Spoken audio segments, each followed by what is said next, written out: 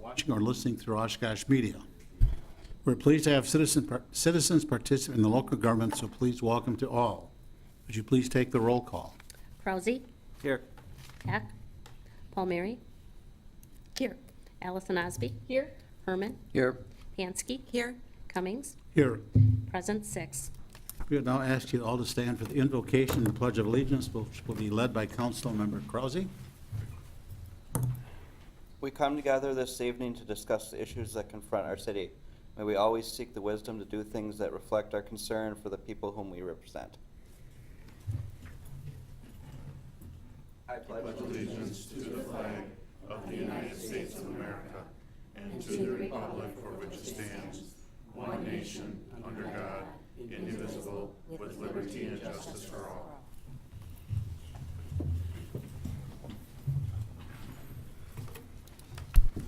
The first item of business tonight on our agenda is the introduction of some new city staff. So who will be doing the I'll be doing tonight, Mr. Mayor. roll-off? Thank you. 2 introductions. The first person is Mark Lyons. Mark is our new principal planner. Mark, if you could stand up. Besides having an awesome first name, Mark is an Appleton native, so he's from the area. It took you a while to catch that, huh? Mark graduated from UW-Stevens Point with a major in regional analysis and community development and a minor in geographic information systems. He spent some time in Indiana in planning services, and then was with the city of Green Bay for 2 years before he joined us. So he has a lot of familiarity with zoning, permits, code enforcement, and of course, GIS.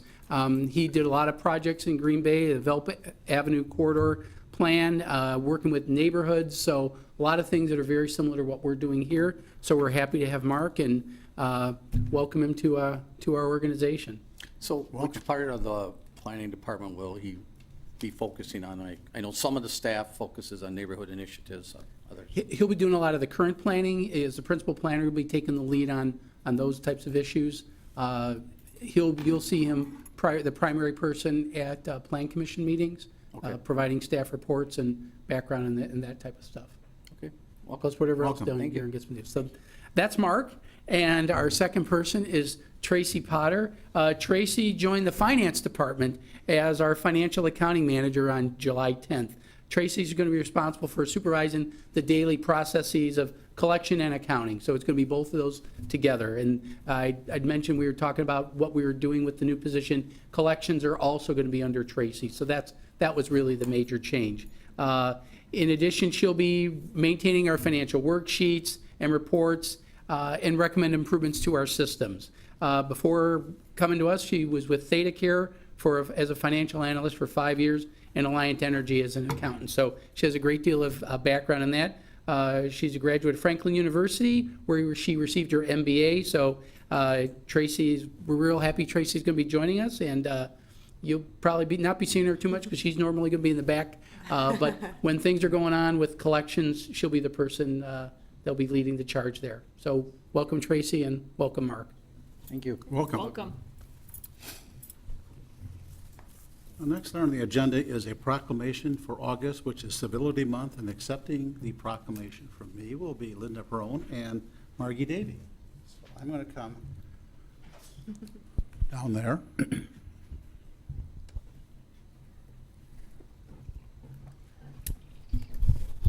We'll go over here so we can see the proclamation poster. You have to stand over here. Whereas the city of Oshkosh is known as a friendly, welcoming community that serves as a destination for many due to its status as Wisconsin's event city, and whereas Winnebago County offers an exceptionally strong quality of life that attracts individuals and organizations to live, work, study, and enjoy the beauty of our immediate surroundings, and whereas the Oshkosh Civility Project, founded in 2010, is based on the work of Dr. P.M. Forney in his book, Choosing Civility, and whereas on June 14, 2011, the Oshkosh Common Council adopted Resolution 11-270, declaring its support for the Oshkosh Civility Project and incorporates its principles into Council's operating rules, and whereas the Civility Project has been active and engaged in community, regional, and broader efforts to promote understanding and awareness of how communication patterns impact others. And whereas the Civility Project is supporting an initiative during the month of August 2017 to advance the cause of civility and the shared understanding of importance of our actions and conduct, now therefore I, Steve Cummings, Mayor of the City of Oshkosh, do hereby proclaim that the month of August 2017 shall be known as Civility Month in the City of Oshkosh, that people are encouraged to reaffirm the principles of the Oshkosh Civility Pledge, which states, "We build a stronger and more diverse community by actively sharing our ideas and opinions with others in thoughtful and considerate ways. By practicing this basic commitment to civility, we learn and grow from one another, even in disagreement." Who would like to take this proclamation? And would you like to say a few words, Linda? Sure. I would like to give you this nice shopping bag that For Imprint gave our Civility Project a grant, and we will be giving these out at the farmers market, so anyone who wants to come and see us. Our big motto, or what we always say, is it's not how you say, it's not what you say, it's how you say it. And you can find more information about our cause at www.oshkoshcivilityproject.org. Margie, do you have anything to add? We just love the way you guys are all so civil, and we appreciate that, and we hope everybody in the community will do that, not just in August, but all year long. Thank you both.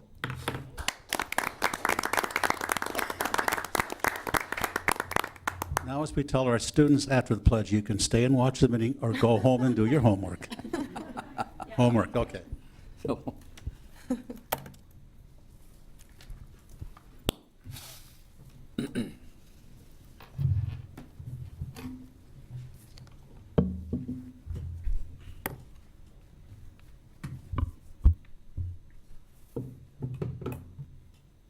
Now, we have two presentations this evening. The first is Greater Oshkosh Healthy Neighborhoods, Inc., for their mid-year update. And we have Shelley Reinke and David Rucker from the Board of GoHI. Hi, just a quick introduction. As you mentioned, Shelley Reinke, GoHI is Executive Director, and I happen to serve on the board along with Mr. Cummings and several other citizen members. And Ms. Reinke provided a PowerPoint that she's going to go over and be available for any questions. Thank you. Yes, thank you.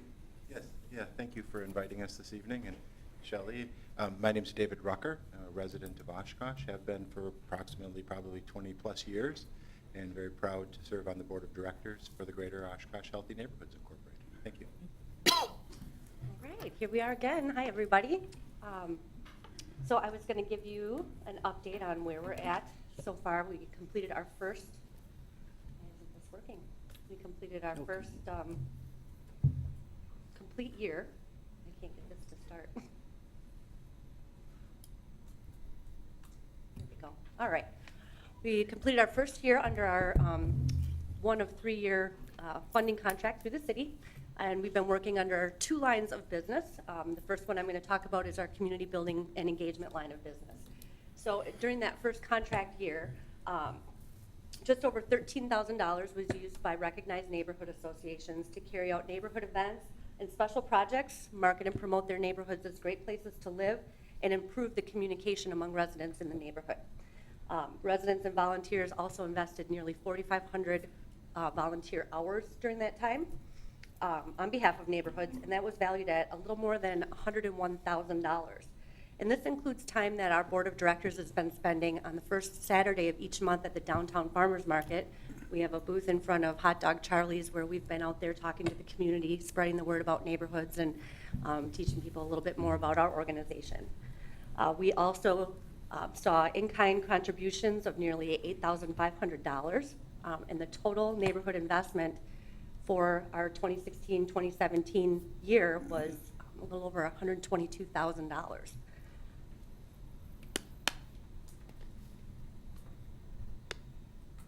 It's because I'm right-clicking. I'm a Mac user usually. Sorry. Okay. Last year in 2016, 3 new neighborhood associations were formed. So we saw Sawyer Creek, Historic Jackson Drive, and the North Park neighborhood all formed last year. And currently, we're working with 2 new neighborhood associations who are going to hold their first general membership meetings this month, one of which is on the south side. I don't know if you can see these maps too well. The one on your left is bounded by New York Avenue, Elmwood, Congress, and then up to but not including Jackson. And they're calling themselves the Noka neighborhood right now. I hope that one sticks. And then the other map is on the south side, and that one is bounded by 4th Avenue, Knapp, 9th Avenue, and Dakota Street. And your guess is as good as mine what they're going to call themselves. We had 2 resident leaders participate in our 4-part training series last year, which ran from October of 2016 through February of 2017. We also are looking to offer quarterly trainings in between there based on resident needs. And so after we talked to the people who went through the first 4 training series, they said that they would really like some education on how to manage conflict in the neighborhood. So we're working on developing the curriculum for that right now. Let's go to the next one. We had 120 Oshkosh residents attend our community event that was Beautify Oshkosh, create a warm welcome with curb appeal. We had one of our local realtors, Melody McGuire, she's with First Weber, was our MC. And then Melinda Myers, who's a nationally known gardening expert, author, radio and television personality, gave a really great presentation on how to improve curb appeal at any budget or skill level. And then we also had prizes donated from a number of local businesses, and then those were, drawn for and given away to participants. So it was a really good time. We also purchased our first real estate development project. This is located at 561 Bowen Street. So far, we have completed a full landscape demolition. We installed all new concrete driveway, parking pad, front walk, garage floor, re-shingled the roof eyebrows, the decorative little overhangs, and the overhangs on the front and back porch. Undergrounded the electric from the house to the garage, and now we're working on the interior work. So that's going to be new floors, new walls, new ceilings, kitchen, bath, basement, plumbing, electric, everything. So hopefully when that's done, we'll be able to invite you all to an open house and you can come and see the before and after. So our budget breakdown, according to our contract with the city, our goal at the end of the 3 years is to be creating $2 of private investment for every $1 of public money spent. And so currently that top pie chart that you see is looking at just hard dollars and cents. The light green indicates the public dollars invested, and the dark green indicates the private dollars raised. So we spent about $75,000 last year, and well, up until the middle of this year, of public money, and we've raised a little over $64,000. So when we're talking money, we're at about 85 cents for every dollar, 85 private for every $1 public. But if we look at total neighborhood investment, the capitalization of what people have to offer, time, effort, money, we're actually at about $173,000 of private investment to that $75,000 of public dollars spent. So we are actually exceeding our 2 to 1 goal that was set for us. I have to learn to click the right button. That about covers it. Do you have any questions for me or David? I did forget to mention too that we hold monthly meetings of the Oshkosh Healthy Neighborhood Alliance. So every month, the resident leaders from each of the neighborhoods are invited to come together, and that's a chance for us to share information, what's happening in the city, other organizations. We have guest speakers, and then can kind of learn from each other, celebrate our successes, and get new ideas on how to manage challenges. That's it. Thank All you. right. Does the council have any questions? Just one. It's nice to see that we're starting to get some south side, west side activity. Are you finding a little more interest from the citizens in that part of the city? Well, it's taken a little while. The South Side neighborhood, I've been working with them about 3 years, where now they're finally got a group of interested citizens together and are going to hold that general membership meeting. So I'm really excited to learn more about the people on the South Side and start to work with this neighborhood, and hopefully we'll see a ripple effect, and that'll spread to other neighborhoods. Okay, good. Thank you. Thank you. Thank you. Next, we have a mid-year update from Greater Oshkosh Economic Development Corporation. Mr. White and company.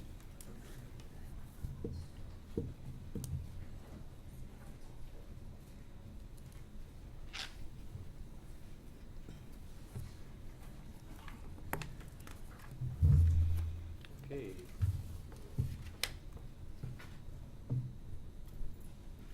I assume this is probably plugged in somewhere, but I'm not quite sure where. So, And here comes Jake. okay.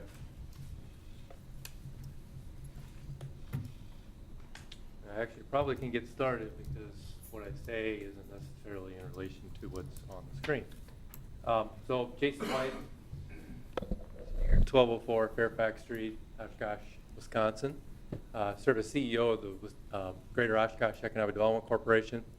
Also joined tonight by two of my teammates, Audra Foy, who serve as the Director of Business and Economic Development for our organization, and also Art Ratchin, who is the Director of Strategic Initiatives. So we formed 3 of the 7 team members of our organization that are making a difference in our community. So it's been 2.5 years, and we've learned a lot about our community in 2.5 years. And I think the reasons why we were established in the first place still remain true today. And one of those certainly is our ability to collaborate with a wide array of organizations due to our public-private structure as an organization. Our ability to establish and lead initiatives to both help the competitiveness of our companies and also to help our community compete for new investment. And then lastly, our ability to facilitate projects, to help a project through the development process from start to finish, successfully for results for our community. And one of the things that we have taken to heart is tracking our work. We're a little bit behind on this, but if you look at our mid-July report, so again, we're behind on this, through to date, through our first campaign through today, our project portfolio has translated into 369 new jobs, 1,239 retained jobs, and $64.3 million in capital investment. So projects that we have assisted in some way, small to large, through the process over the last 2.5 years. Additionally, we have a goal as an organization, not a goal, but an expectation as an organization, which we call as account management, which means relationships that we are businesses that we're meeting with, business touches is what I call them. And to date, in our partnership with the city, we have attained a level of 148 of that 150 goal for 2017, the fastest that we've done in any year since we started. So we're getting better and better at that. And then the list of companies that we've assisted ranges from Lakeside Plastics and Castle Pierce on the existing business side to new companies such as Fifth Ward Brewery, which we assisted with a RLF loan, Capital Catalyst loan a couple months ago. 5G Benefits, RLF loan. And recruited companies, obviously like the Oshkosh Arena and Wisconsin Herd. And one of the things I think we included in your packet included a summary of what we did at AirVenture this past year. And every year since we've been here, we've had a very active presence at AirVenture during that week and a half. And last year, we announced that the Aviation Business Park was open. It was really exciting due to the work that you have done in terms of installing the infrastructure. It was an exciting time to be able to make that announcement. This year, with the new grant that we've now been awarded by the city with the Department of Defense, we took another different angle on that, still promoting the aviation park, but at the same time also looking at the targets from that grant, such as maintenance, repair, and overhaul type companies, or we call MRO, companies that repair engines, paint aircraft, things of that nature, and what we can do to appeal to those companies to create more of an aviation cluster for the Oshkosh and the I-41 corridor. Additionally, and I'll give Art a lot of credit for this, there's a lot of networking with companies on next generation manufacturing or additive manufacturing, 3D printing, which we have some of our larger companies are engaged in that, but many of our companies are not on the manufacturing level. So we spent a lot of time talking to aerospace companies about their capabilities in that sector and the possibility of some of those companies coming to Oshkosh to educate our other companies about ways to engage in additive manufacturing and 3D printing. We think that's going to come in handy for our manufacturing month, with Kimberly right now is planning with Fox Valley Technical College to demonstrate the capability of 3D printing. Also, our team spent a lot of time engaging with colleges and universities and others at AirVenture about bringing talent to Oshkosh in the I-41 corridor, to look at ways that we can fill the positions that we have in aerospace, but also all of the industries that we have right now that are facing talent shortages. Another summary that we provided in your packet was a summary of our RLF and Capital Catalyst program, which I want to thank you for the opportunity for us to allow us to manage those programs and expand upon those programs as well as we have with the Capital Catalyst program. And we've had a number of different loans and grants that we've been able to offer to help companies start, grow, and expand in our community. And we also have others on the horizon that we also believe will receive awards.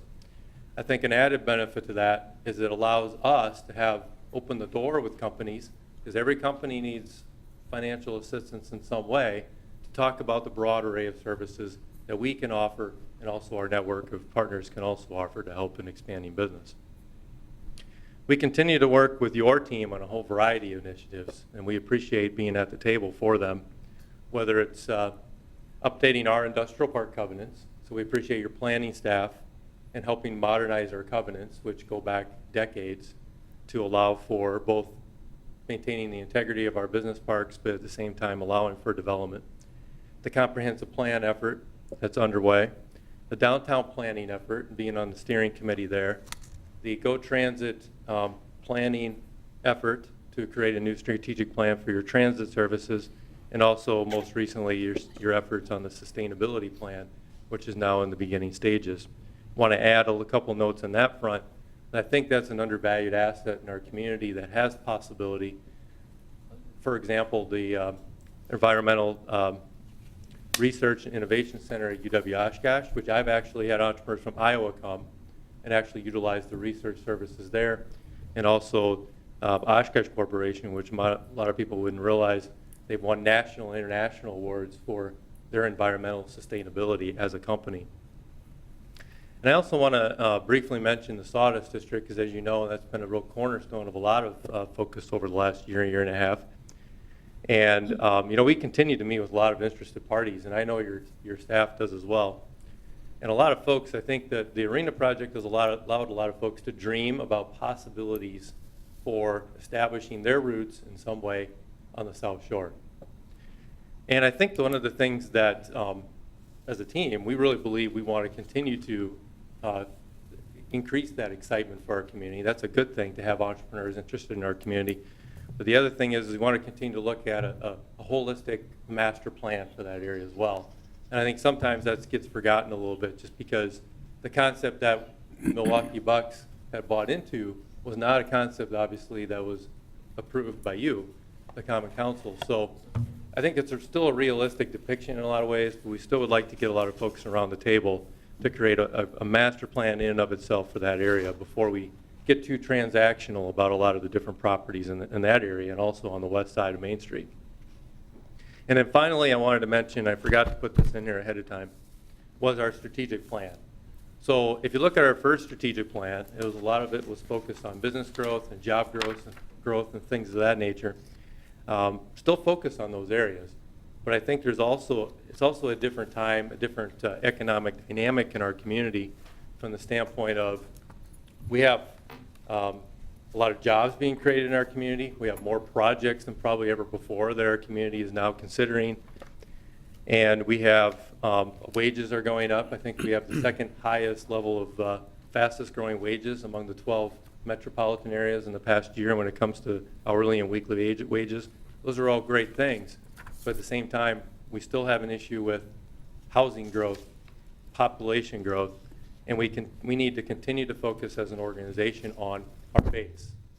Rather than chasing around the world the next Fortune 500 company, taking care of our Fortune 500 company and the other companies thereof in our community to make sure that they have the tools and resources they need and the workforce to continue to grow here and be competitive. So that's a focus. We're also continuing to focus on building a culture of entrepreneurship. Wisconsin does not have the highest reputation nationally for building entrepreneurship. We think that Oshkosh has potential in that way because of the resources we have here at UW-Oshkosh, Fox Valley Tech, the Capital Catalyst Program, some of the things that we've invested in recently with the generator, with Launch Wisconsin, which is now helping some folks over at the Grind. A lot of things to come together in that front. And then finally, diversifying our local economic base. So that continues to remain a focus for our organization. Aerospace obviously plays into that. At the same time, that as we go forward, and I always do this, I forget to go through the slides, but so I'm kind of skipping around a little bit. Back to AirVenture. So when we were at AirVenture this year, we did spend some resources on telling our story.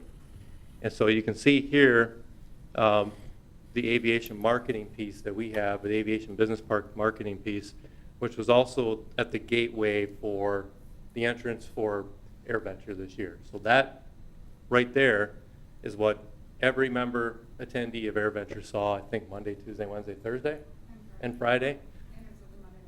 And the Monday night concert for 2017. So that was new this year. Additionally, with the grant, we created some pieces that we were able to talk about in terms of our efforts to build the aviation cluster for the I-41 corridor and the work that we're doing and the partners that are involved as well. And then as we move forward to the next campaign, even though I've kind of briefly described the strategic plan, we're branding our next campaign Grow EDC, which obviously makes logical sense for a lot of reasons, but growing greater together. Believe that that is a nice launching pad for the next 3 years of really of something that we're just starting now, and we believe that we can build on to even higher levels over the next 3 years. So I'm going to stop there. I always intend to not talk very much, but I always feel like I talk too much, and I don't want to make sure that we're doing our best to answer any questions that you have. So. Thank you. Does the council have any questions? Just a couple of questions, Jason. You mentioned some numbers in that, and I just want to commend you on the executive summary. But I would like to know, will there be actual data point numbers added to this as you're tracking that, and when do you expect to be able to do that? What are you specifically referencing this line? Let's see here. So The strategic plan? the strategic plan, yes, and your Yes. measures in there. Yeah, we started off our strategic plan by looking at, you talking about the new strategic plan or the one we're currently in? 2017 to 2020? I'm assuming both. Okay. So let me talk about the new one for a second. Well, first off, we do have another member of our team, and his job is specifically to perform research. So on a quarterly basis, on an annual basis, he has both two things, how we're doing benchmark-wise as an organization and how our area is doing, because those are related, but they're also unrelated. Some of the things we influence the local economic conditions, and some of it happens because of factors out of our control. So we do have an economic report that we do have, and I will check with our staff member to see if that's been updated or if it's still in the last quarter, but that's a good point. I'll make sure the council has a copy of that. Now going forward with our next strategic plan, we want to not just benchmark what we're doing. We want to benchmark, just like I said before, benchmark how we're doing against the other 12 metropolitan areas of Wisconsin, because we might have rising wages, we might be creating jobs, we might be growing our tax base. That might not mean much unless we're moving the needle compared to the rest of the state. So that is something I think we also want to do a better job of. In our next strategic plan, we're also going to have a larger focus on that too, to see collectively, are we moving the needle in our own state, much less beyond that. And would you anticipate then that that would also include measurements against other peer cities within maybe a 3 or 4 state region? I think so. I think we want to get to that point. That's where I wanted to go, I think, to the beginning, but I think the board kind of scaled back my enthusiasm a little bit on that and said, okay, let's look at how we're comparing ourselves within the Fox Valley, because you know, most people want to know how we're doing against Neenah, Appleton, Fond du Lac, Green Bay. Let's start there. Let's look at the other regions. And then there's obviously, it's not a big secret, I point out Dubuque a lot, but I think there's other cities that we can also look at as well. Sustainability, I think, is an area where I think we can look at other communities, and we had that conversation with Darren even yesterday. Very good, thank you. Mayor? Just go ahead. Just a comment and then a quick question. I attended EAA on Saturday, and I actually saw the billboard quick, and I thought it was absolutely wonderful. I made my friend stop, and I made my kids stand Good. there, and I was hoping it would come back around, but unfortunately, we didn't Lot of advertising. stay long enough. I thought it was Right. great. Thank you. My question is, working in retail during that week of EAA, I definitely had customers that had noticed a significant difference in the city of Oshkosh. And I'm just wondering if you had any conversations with businesses that had also noticed some momentum here in the city? In terms of an uptick of business? Yep. Or just the general development, Buckstaff being gone and the arena construction. New businesses, I had a lot of comments about they couldn't believe that this restaurant was here and what's going here and, what are we doing? And it was very exciting to have all of these people that don't live here, who only come here for a week out of the year, notice the momentum in the city. And I'm just wondering if those business clients have also noticed that. One of the, I think, most revealing conversations I had during the course of the week was, I think the first day I checked in, the person that gave me my bracelet was from here, had moved away. She was volunteering here back again. And I think she noticed a lot of the different changes, the investments that are happening here, downtown in particular. She still had some comments about things we can improve upon. She thought our road infrastructure needed some work.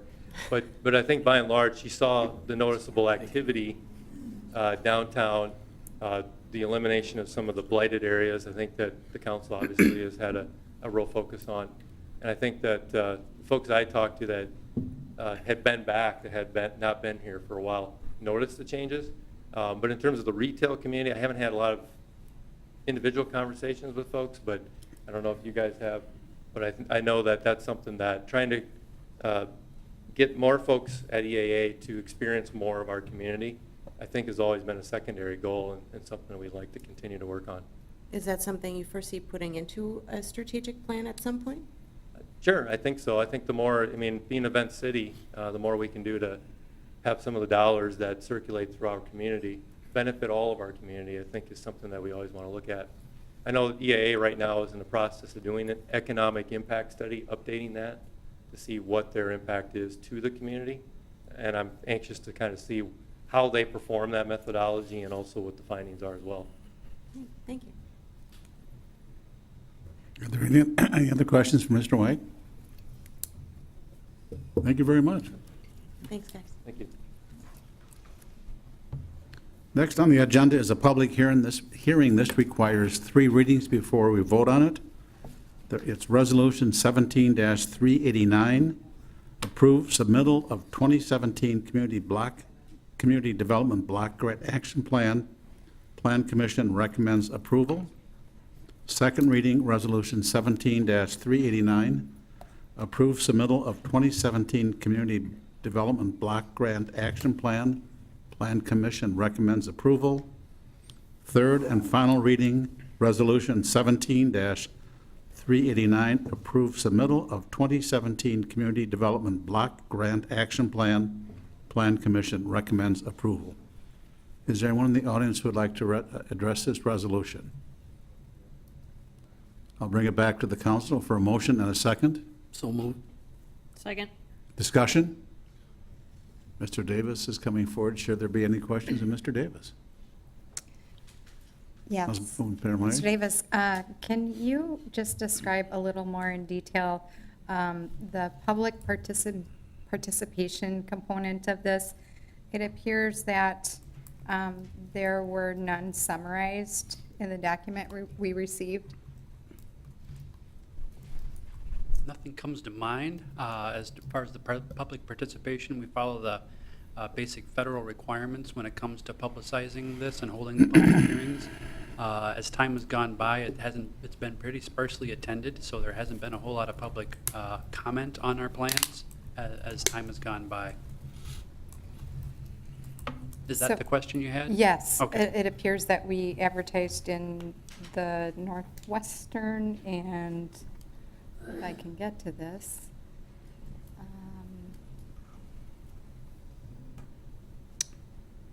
Yeah, so I'm on page 14 of that citizen participation outreach, public meeting, target outreach, non-targeted broad community, summary of response / attendance. So since all of those are blank, I'm assuming we had no attendance or participation?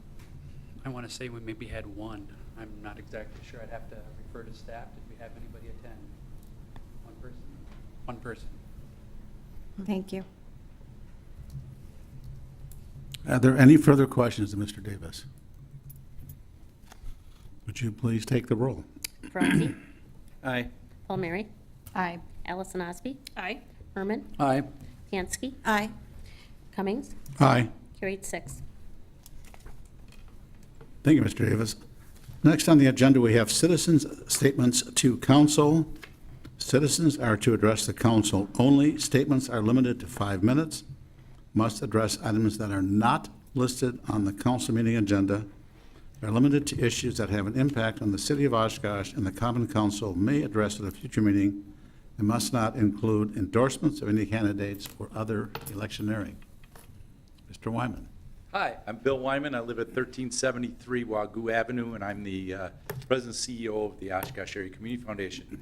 I am here to thank you and update you on the lighting of the bridge of Oshkosh Avenue and Congress Avenue. About 18 months ago, we had the opportunity to go forward and raise money to light the bridge, and the city council approved the gift. So over the winter, over last fall and the winter, we raised some money, and we had Beckett's and Fox River Brewing Company and Whiskey and the city all helped out, and we put the lights in. The brackets are set, the lights are ready. So I just want to thank you for everything and let you know that on August 31st, we will be having a bridge lighting event. So we're going to light it up and show it off. So it will be at Fox River Brewing Company. Jay told me today that every beer sold, he's going to give $1 to the bridge lighting fund. I don't think he knows how much beer I can drink, so that will help. But I wanted to thank you for this, and I think it's going to be another entrance to the community from the waterfront. You'll be able to see it from the freeway. So I think it's going to be a real additive feature for the community. So thank you very much. Another great project, and thank you. Is there anyone else who would like to address the council at this moment? Please come forward, sir. We need your name and address. Yep. Yes, please go over there.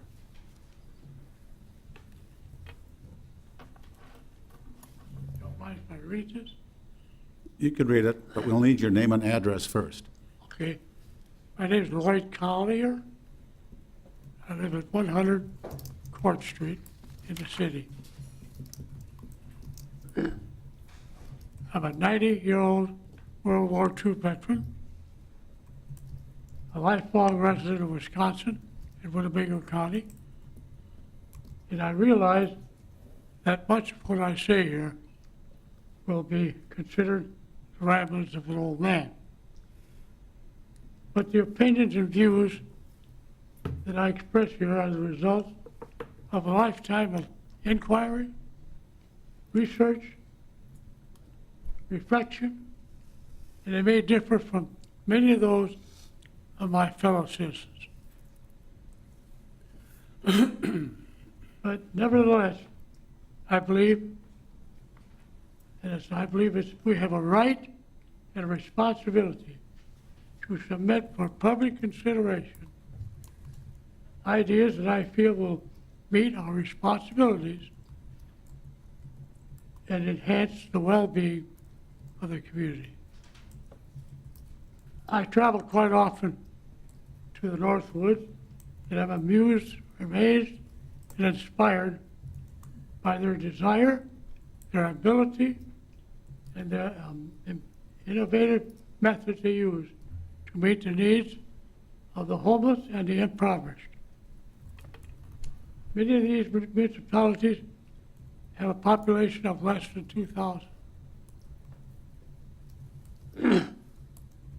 My mother and father, who are the epitome of parenting, taught me and my 13 brothers and sisters that to say it couldn't be done was just a good excuse for not doing it.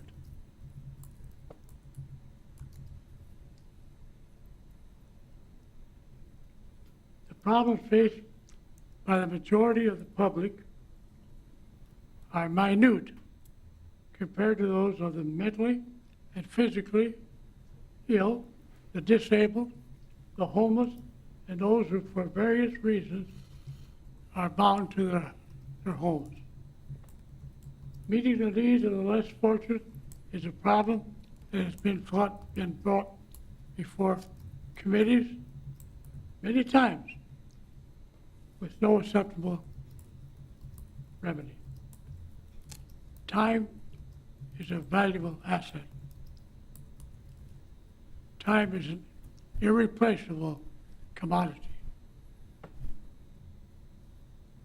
With over 250 churches and religious organizations in our area who, to a large extent, claim a tax-exempt status, donate large amounts to foreign missions, contribute large sums to their national and international headquarters, and as an editorial in the New York Times implies, maintains administrative staffs equal to those of the many commercial companies. It appears that we are failing in our efforts to do what we can do, what we are able to do, and what we should do. There are organizations in our area who initiate fundraisers, activity to strengthen their own financial gains, exploiting the needy, the homeless,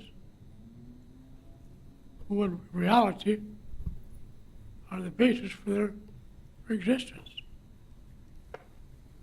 Considering the generosity of the general public and many businesses, industrial complexes, it would seem advantageous to form a community service agency similar to the Boys and Girls Club that would give to the needy, the homeless, the disabled, and the disadvantaged assistance whatever problem deprives them of a decent existence.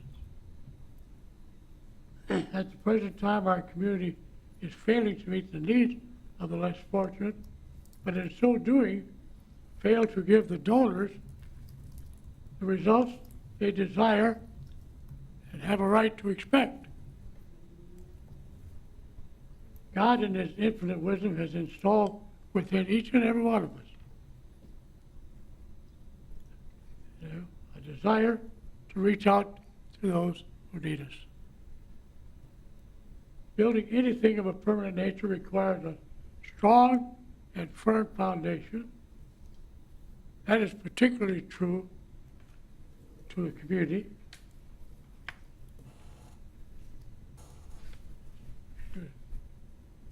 Where there's a strong, much to their ability to assist the weak to overcome the adversities.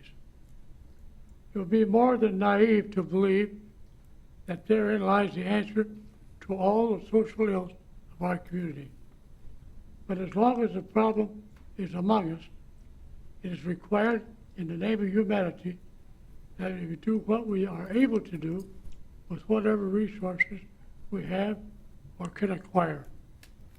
Considering the generosity of the general public and many of the businesses and industrial complexes in the area, it would seem advantageous to form this community service agency that would release the churches and other organizations from their responsibilities and would permit them to pursue their intended opportunities of their intended agenda.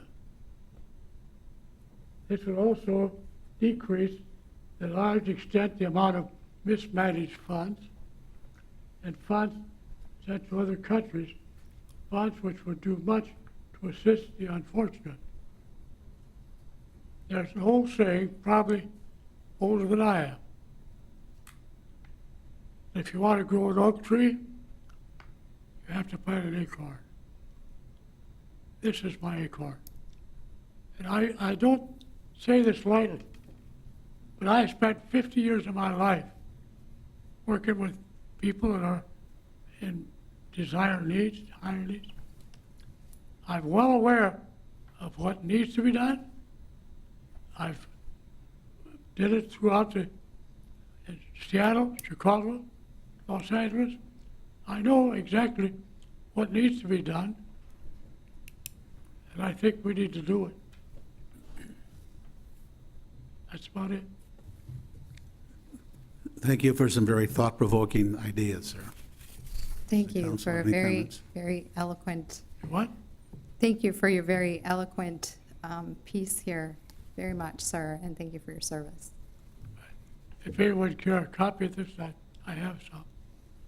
I would like one, yes. Would the city clerk like one, too? Yes, please. Is there anyone else who would like to address the council at this point?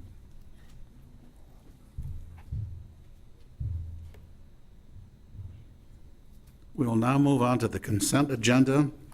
These items are those of a routine administrative nature that are voted on by the council in a single roll call vote. Staff recommends approval of all items. Any member of the public or common council may request that an item be removed from the consent agenda for discussion. Number 1, report of bills by finance director. 3, receipt and filing of common council minutes from June 27, 2017. 4, receipt of claims filed with the city's insurance company. A, Paul Byrne for alleged damages due to broken sewer line. B, Renee Moxon for alleged damages related to a fall on the Riverwalk. Resolution 17-390 approved setting public hearing date to vacate of alley west of South Main Street, 7th and 8th Avenue. Plan Commission recommends approval.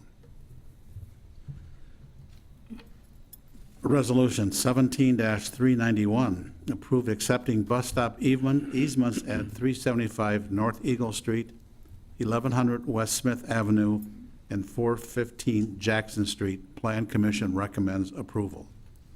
Resolution 17-392, approve specific implementation plan for a multi-tenant retail office use located on the 1000 block of North Washburn Street. Plan Commission recommends approval. Resolution 17-393, approve determination of necessity to acquire property at 645 Jefferson Street. Authorized redevelopment authority to acquire 645 Jefferson Street, $42,500. RDA recommends approval.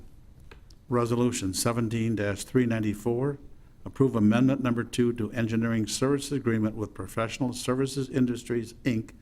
for subsurface exploration and geotechnical engineering evaluation for 2017 capital improvement projects, $1,397.50.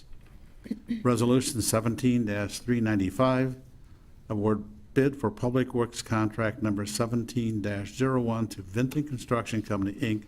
for parking lot reconstruction, $319,029.48. Resolution 17-396, approve an amendment to special event Race the Lake to utilize city streets in Menominee Park for the Race the Lake, August 13, 2017. Resolution 17-397, approve council rules. Resolution 17-398, approve appointment to the Oshkosh Public Library Board. Resolution 17-399, disallowance of claim by Miller and Ogerchak SC on behalf of Renee Moxon.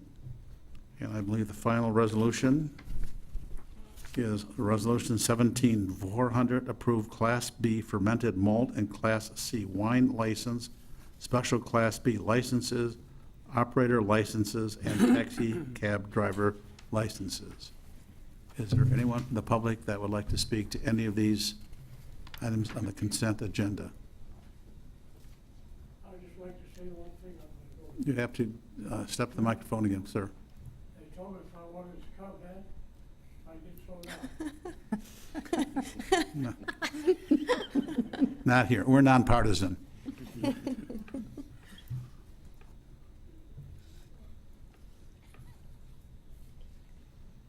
Is there anyone from the public that would like to speak to any of these resolutions? I see no one coming forward. I will bring it back to the council for a motion and a second. So moved? Second. Discussion, or anything that the council would like to discuss or pull? Councilperson Yes, Pilner. Mayor. Regarding Resolution 17-393, approved determination of necessity to acquire property at 645 Jefferson Street. Mr. Davis, please.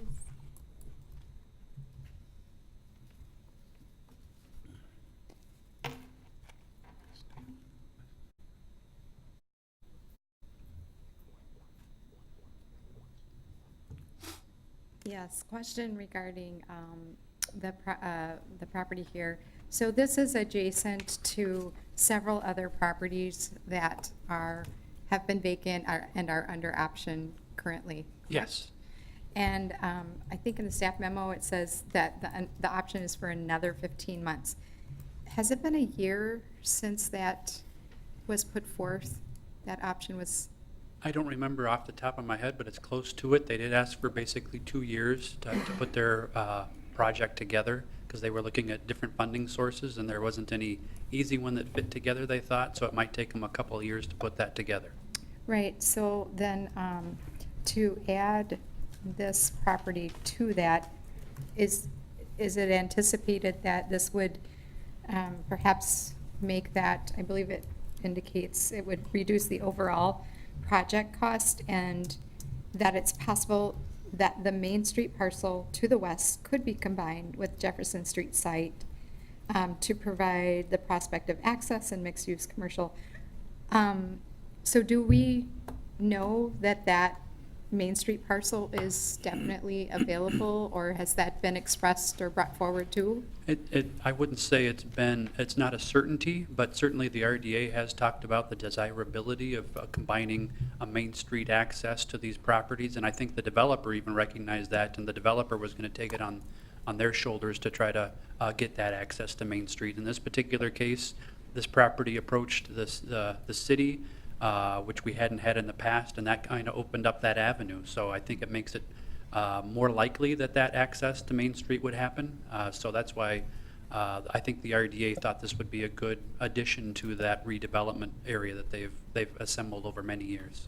So it is still anticipated to be affordable housing, correct? That was the proposal that Mr. Wiesenberg had suggested, but he's still working on the financing, and he's been also working on some other projects over the last few months. Understood. Thank you. Mhm.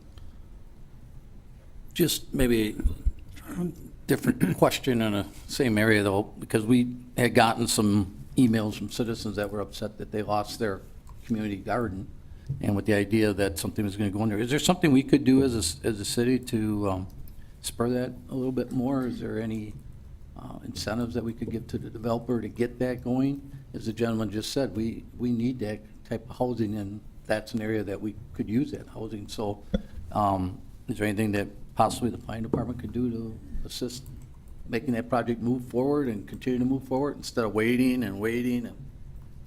Yes, typically we always have community development block grant funds available that could, if they choose to tap that. They're also looking at tax credit programs, and I think depending on the project, if there's a commercial mix to it, we could even include Greater Oshkosh EDC as part of the conversation, because it could turn out to be a real nice mixed-use type of project at this point in time.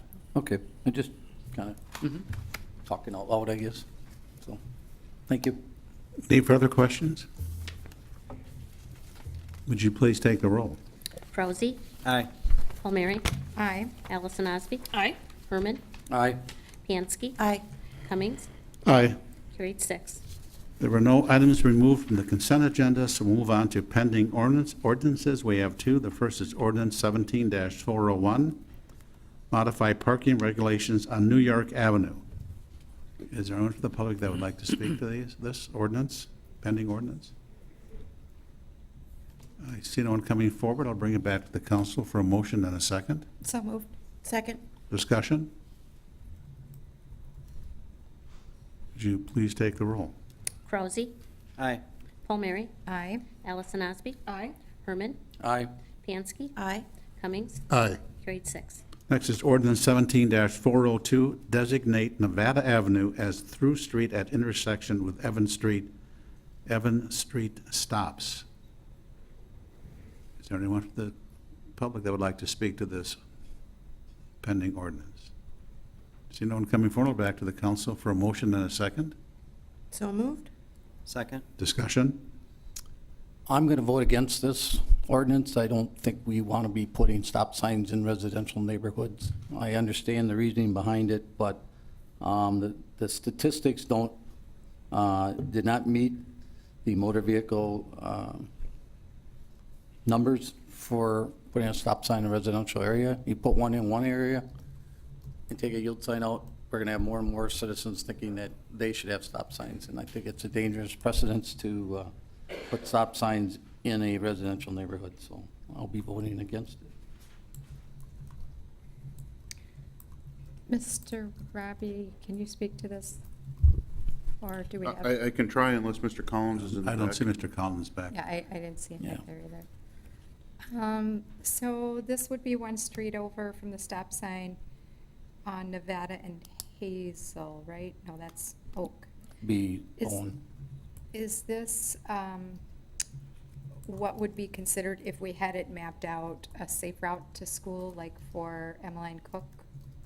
I do not know what those routes are. Yeah, I'm not sure either.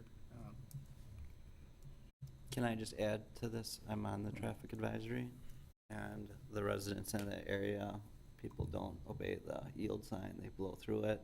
There's lots of children in the neighborhood. They have countless close near misses. I'm under the idea of safety is always first. Doesn't matter if it doesn't make sense. If one kid gets hit, it was a horrible decision not to put it there. And if other ones come across in residential areas, and if we should put a stop sign up there too, I mean, it's the right call to do it. Safety is the most important part of the roads. Given that we don't have well-marked crosswalks in some of our school zones, and having personally mapped with GIS some of these routes, I think I would agree with you, Mr. Krause. Thank you. Any further discussion? Would you please take the roll? Krause. Aye. Palmieri. Aye. Allison Osby. Aye. Herman. No. Piansky. Aye. Cummings. Aye. Carried 5-1. We have four new ordinances. The first is ordinance 17-403, approve closure of West Murdoch Avenue from Algoma Boulevard to Vinland Street. Staff recommends waiving the rules and adopting on a first reading. There's no one for the public coming forward. I guess I would ask, is there a motion by the council? Is that what you want us to do? Is there a motion by one of the council to? I'll make a motion to waive the rules and approve ordinance 17-403, first reading. Second. Second. Any discussion? Would you please take the roll? Krause. Aye. Palmieri. Aye. Allison Osby. Aye. Herman. Aye. Piansky. Aye. Cummings. Aye. Carried 6. I'll go back to ordinance 17-403, approve closure of West Murdoch Avenue from Algoma Boulevard to Vinland Street. And we have waived we're adopting it on the first reading. There's no discussion. Would you please take the roll? Actually, Mayor, You need to get it on the floor. Oh, I'm sorry. Need a motion? So moved. Second. Discussion. Mr. Robbie, if you would like to kind of explain the request here and why the request is coming forward at this time? Yes, at this location, from Algoma to Vinland on Murdoch Avenue, we have a public works contract that is replacing the water main through this area. In our original contract documents, we had required the contractor be able to keep the street open and traffic moving in both directions. However, the contractor has made a request, and we've reviewed it very closely with them, and there are a number of safety concerns that they do have. First and foremost, near the Algoma intersection, the water main does need to cross diagonally underneath a 48-inch storm sewer. At that location is fairly deep, about 10 feet. Just to be able to do the excavation and get the equipment in place, they need in excess of 3/4 of the street to be able to physically construct that crossing. There are numerous street crossings that we have to tie into all the streets that go to the north. So again, to be able to keep 2 lanes of traffic open was going to be extremely difficult and rather unsafe, not only for the workers, but for the general traveling public. Access will be maintained to all of the properties at all times, just as we do during the utility portions of a street reconstruction project. The contractor did distribute notices to all of the adjacent property owners yesterday, informing them of the construction and informing them of this request being taken up by you tonight. And what's the time frame?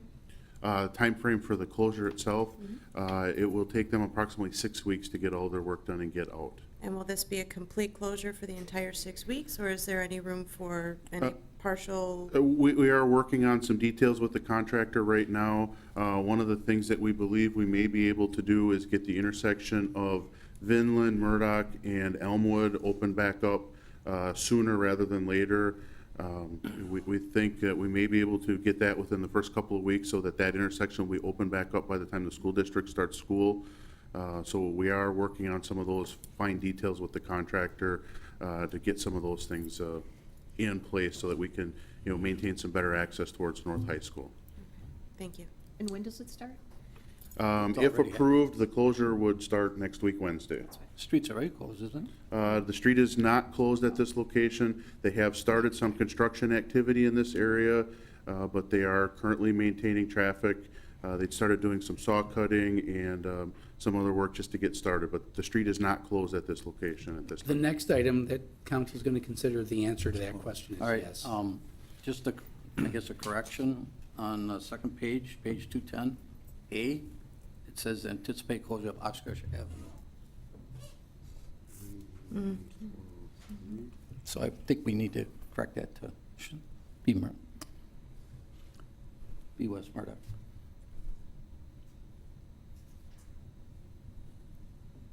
Paragraph is it, Steve? Oh, A. top of Yeah. top of the second page. Oh, top of the second page. 210, Yes. closure of Oshkosh Avenue. Yes, I'm sorry, that should have said West Murdoch. Happens. You can tell we used a form. Just a quick question then about the detour route. It says the proposed detour route uses roadways identified as truck routes. What would be the proposed? The proposed detour would utilize Walter Street, Snell Road, and then back to Jackson Street. If somebody misses that particular detour, they would be sent across the Oshkosh Avenue Bridge down Sawyer Street to Witzel Street. There's a map of the proposed primary detour and secondary or alternate detour on screen right now. So the primary route would be, signage and utilizing Walter, Snell, and Jackson to get back to the Jackson-Murdoch intersection. It should be noted that Vinland is not a truck route in this area, which is why it is not proposed for the detour.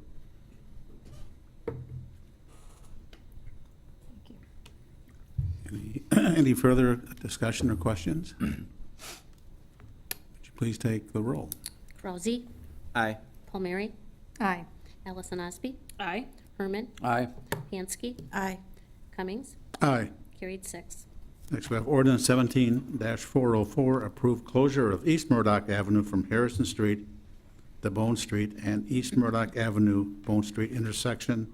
Again, staff recommends waiving the rules and adopting on first reading. Is there anyone from the public that would like to speak to this ordinance? Would anyone like to give us a motion for, I'll make a motion to waive the rules and adopt ordinance 17-404 on first reading. Second? second, discussion? Would you please take No, public. a public comment? No one's coming forward? Now would you please take the roll? Krause, Aye. Palmieri, Aye. Allison Osby. Aye. Herman, Aye. Pansky, Aye. Cummings, Aye. carried 6. Against resolution, or ordinance 17-404, approve closure of East Murdoch Avenue from Harrison Street to Bone Street and the East Murdoch Avenue, Bone Street intersection. Is there anyone from the public that would like to speak to this? I see no one coming forward. I would ask for a motion and a second. So moved. Second. Discussion?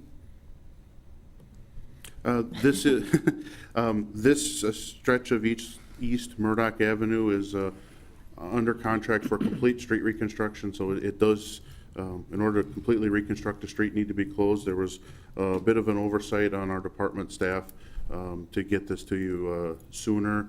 The proposed detour route as posted would utilize Harrison and Bowen and also Nevada avenues. Thank you. There's the same correction on this one, under A. It does still say Oshkosh Avenue. I'm checking it, but got it.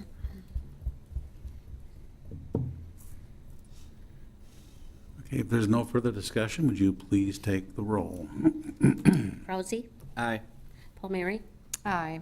Allison Osby. Aye. Herman, Aye. Pansky, Aye. Cummings, Aye. carried 6. Next, we have ordinance 17-405, and there will be no formal action taken on this item at this meeting. It's approved zone change from A to ETZ, General Agricultural Extraterritorial District, to R-1ETZ, Single Family Residence Extraterritorial District, north side of the 3400 block West 9th Street Road in the town of Algoma. Extraterritorial Zoning Committee recommends approval. Is there anyone from the public that would like to speak to this? I see no one coming forward, and there will be no formal action taken tonight. Could I ask a question though, Mr. Burridge, on this? Yes.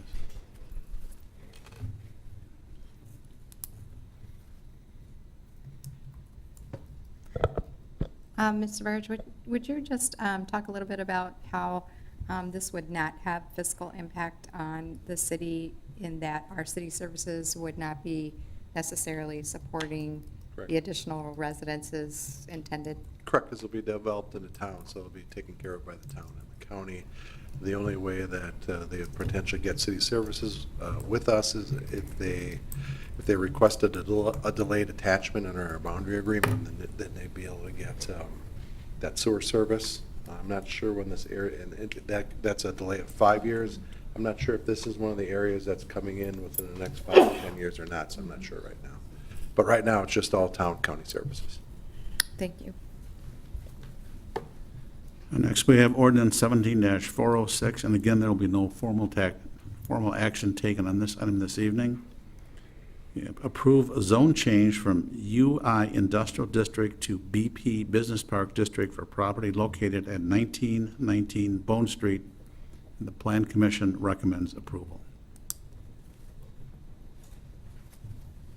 We'll move on to new resolutions. The first is Resolution 17-407, dissolve Tax Increment District Number 7 Southwest Industrial Park. And just a couple of quick comments. Some of the highlights of this TIF, it's added over 144 million in value added. There are over 120 companies located in this district with a total workforce of approximately 4,000 employees. And TIF number 7 donations help fund the Marion Road redevelopment area and the Riverwalk development. Mr. Davis, if I've missed anything, please fill in the blanks. I think you did an excellent job summarizing what TIF number 7 accomplished for the city, and I think it kind of serves as a model for industrial TIFs in Oshkosh and around the state. All right, thank you. I just had a question about that. Just so the general population knows, there's a cash balance of $120,000 left on that one that's going to be distributed. We kind of just wanted to know where it was going to be going. That gets distributed between the other taxing jurisdictions in the city. So after the auditors do all the review of all the transactions and calculate that percentage for the different taxing jurisdictions, the city basically will send them a check for their share of the cash balance. Okay, thank you. Sometime after the audit is done later this year, I believe. Perfect, thank you. Okay, I failed to ask if anyone from the public would like to speak to this resolution. I see no one coming forward to bring it back to the council for a motion and a second.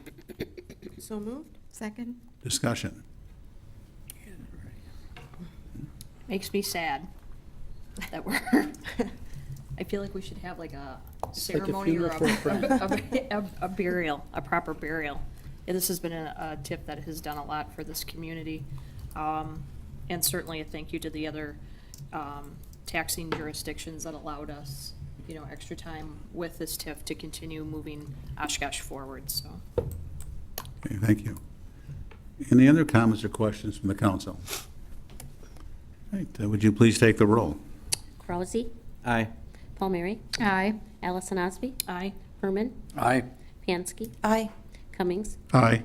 carried 6. Next is Resolution 17-408, support Go Transit's application for Section 5339 in parens B, close parens, federal program funding for bus replacements. Is there anyone from the public that would like to speak to this resolution? I see no one coming forward. Bring it back to the council for a motion and a second. So moved? Second? Discussion, comments, questions? Would you please take the roll? Krause, Aye. Palmieri, Aye. Allison Osby, Aye. Herman, Aye. Pansky, Aye. Cummings, Aye. carried 6. Now we're at the point of council discussions and direction to city manager and future agenda items. Number 24A, follow-up TIF workshop, August 28 at 5 p.m. 5 p.m. I assume, Mr. Roloff? Mr. Mayor, thank you. In your agenda, in your orange folder tonight, there is a draft outline of the agenda for that workshop. We certainly would welcome any thoughts, questions, additions, of things you'd like to do. I think it covers a lot of the things that I heard from the, when we originally scheduled this, and highlights some of the issues that were left undetermined after the first workshop, which was really more the information gathering, and now it's getting to making some policy decisions. You'll see some of the things that were discussed, the roles of the departments, scoring criteria for various types of TIF districts, role of financial advisor, developer vetting, and then on the next page, the development agreement, guarantees, term of the TIF, things of that nature. So, and look-back provisions as well. So those are kind of the ideas that we have in mind. If there's anything you want to amend for that, we'd certainly welcome that. We want to make sure that this is you're coming in on a 5th week, on 2 days in a row with 2 different workshops, so we want to make sure it's worthy of your time. One question, with any additions, deletions, and so forth to the outline, when would you like them? So we're not last minute everything. You want a week ahead of time or a few days? For purposes of preparation, if you could get us more notice early rather than later, if there's additional research we need to do, that would certainly help. I mean, this is a workshop, so if something comes up, it's not a formal decision. It's going to be, I think, a lot of straw polling, I would imagine, will take place, so we get an idea of where things you're leaning towards, not leaning towards, so that when we come back with any official policy change, that wouldn't be at this meeting, that would be as a result of this meeting. I just had a chance to glance at this right before the meeting when we got it. And one thing that I think we did mention before, and maybe you've got it kind of rolled in somewhere else here, is a potential matrix to compare to other cities and some of their structured TIP policies. Okay. TIP policy comparison? Yes. Okay. Yeah. You know, as I was asked that question, the previous question, we have a council meeting between now and then. So actually, between now and the next meeting, we've got a lot of time. So even if you just want to take it home in 2 weeks, if you have some more things, thank you. That's exactly the type of thing we were looking for. So you've got the next meeting. So I would say maybe by that meeting would be helpful, because then we could do some research. Doing a matrix of that nature, it'll take a little work, but letting us know now is much appreciated. Yeah. I don't think we want to do last-minute recommendations, suggestions. Give you ample time to do the research. But in any event, something comes up and we discuss it. We may not necessarily give you enough information to reach resolution, but the idea is that we will come back after this workshop with a revised policy for your consideration. Councilperson Allison Osby? Thank you, Mayor. Something that also too, which was briefly mentioned, I think at the budget workshop, is perhaps maybe an Excel or some type of summary that talks about each TIF, what interest rate we borrowed at, what those interest payments are, how much longer they go out, and then compare that to the revenue that's coming in, so we kind of see where we're at. Given that, you know, in prior years, we did bond for quite a bit for infrastructure, which was at a very low interest rate. And we've been in the practice now so far this year of it being part of the developers agreement at 5%. So I think we need to kind of see where our TIFs are and then where it's projected out. Now, whether that can be done by the 28th, I don't know. But I think that's something that I think we should have. Just a clarification, because the recent ones have been PAYGO TIFs. Right. Our history with PAYGO TIFs is very short. Are you asking about going back on borrowing? Because when we didn't have PAYGO TIFs, we actually borrowed general obligation borrowing on that. Right, but we still have to make the interest payments on that. Correct. Are you That's what looking I'm for those looking things for, too? the interest payments that we're Okay. paying. Whether it's, you know, through bonds or through, you know, developer interest payments. Okay. And I have not looked at this document carefully, but one thing I'd like to look at, or we should look at, is what is the cost of the city of doing nothing? And I'll refer to the Buckstaff Furniture Company site. This is more a narrative rather than dollars and cents. What was the impact in the cost of the city from people coming into the community and seeing that blighted property and questioning the city for not doing anything? And there, we've talked to a lot of people who have come into the city new, and that's the first thing they see coming down South Park, and it's like, that's what they saw, no longer. I think we can't put a dollar to it, but it has an impact on economic development and the quality of life of this city. And so however you can do that in a narrative, it's very subjective, but there is, I think, a huge cost to the community. Are you really looking at more like the land use? I mean, the impact of the land? I think, yes, land use, and also just, we've all heard comments from people. We've heard some tonight about people who have not been here for a while. They came back for the EAA and how the city has changed. Blighted areas are slowly being eliminated. The Riverwalk, I think, it's, yes, land use, appropriate land use.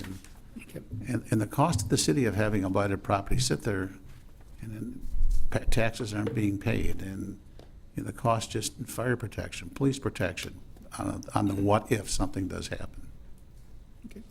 So if I could just make sure I understand what you're saying, Mayor. So basically the cost of blight. The cost of doing nothing, yep. Will- Let me put it in real estate terms. It's called curb appeal. And the impact, you've been in communities, you kind of wonder. One time I drove into Gary, Indiana by mistake.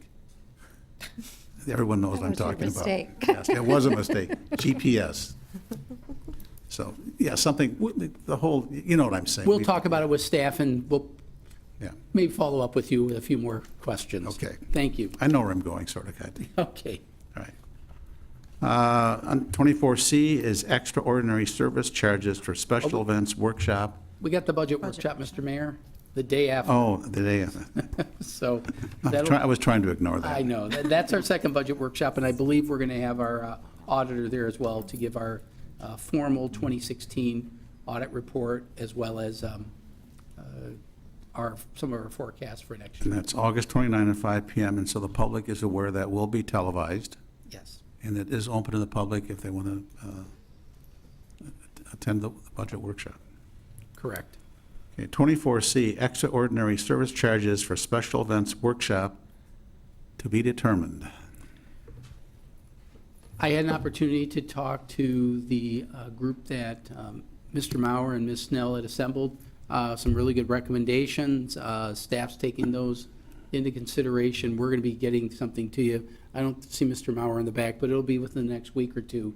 But what I would like to do is pre-schedule a workshop to give you the findings of the committee. Well, and it's really more staff, because we've taken these things under advisement, and now we'll be prepared to make some recommendations.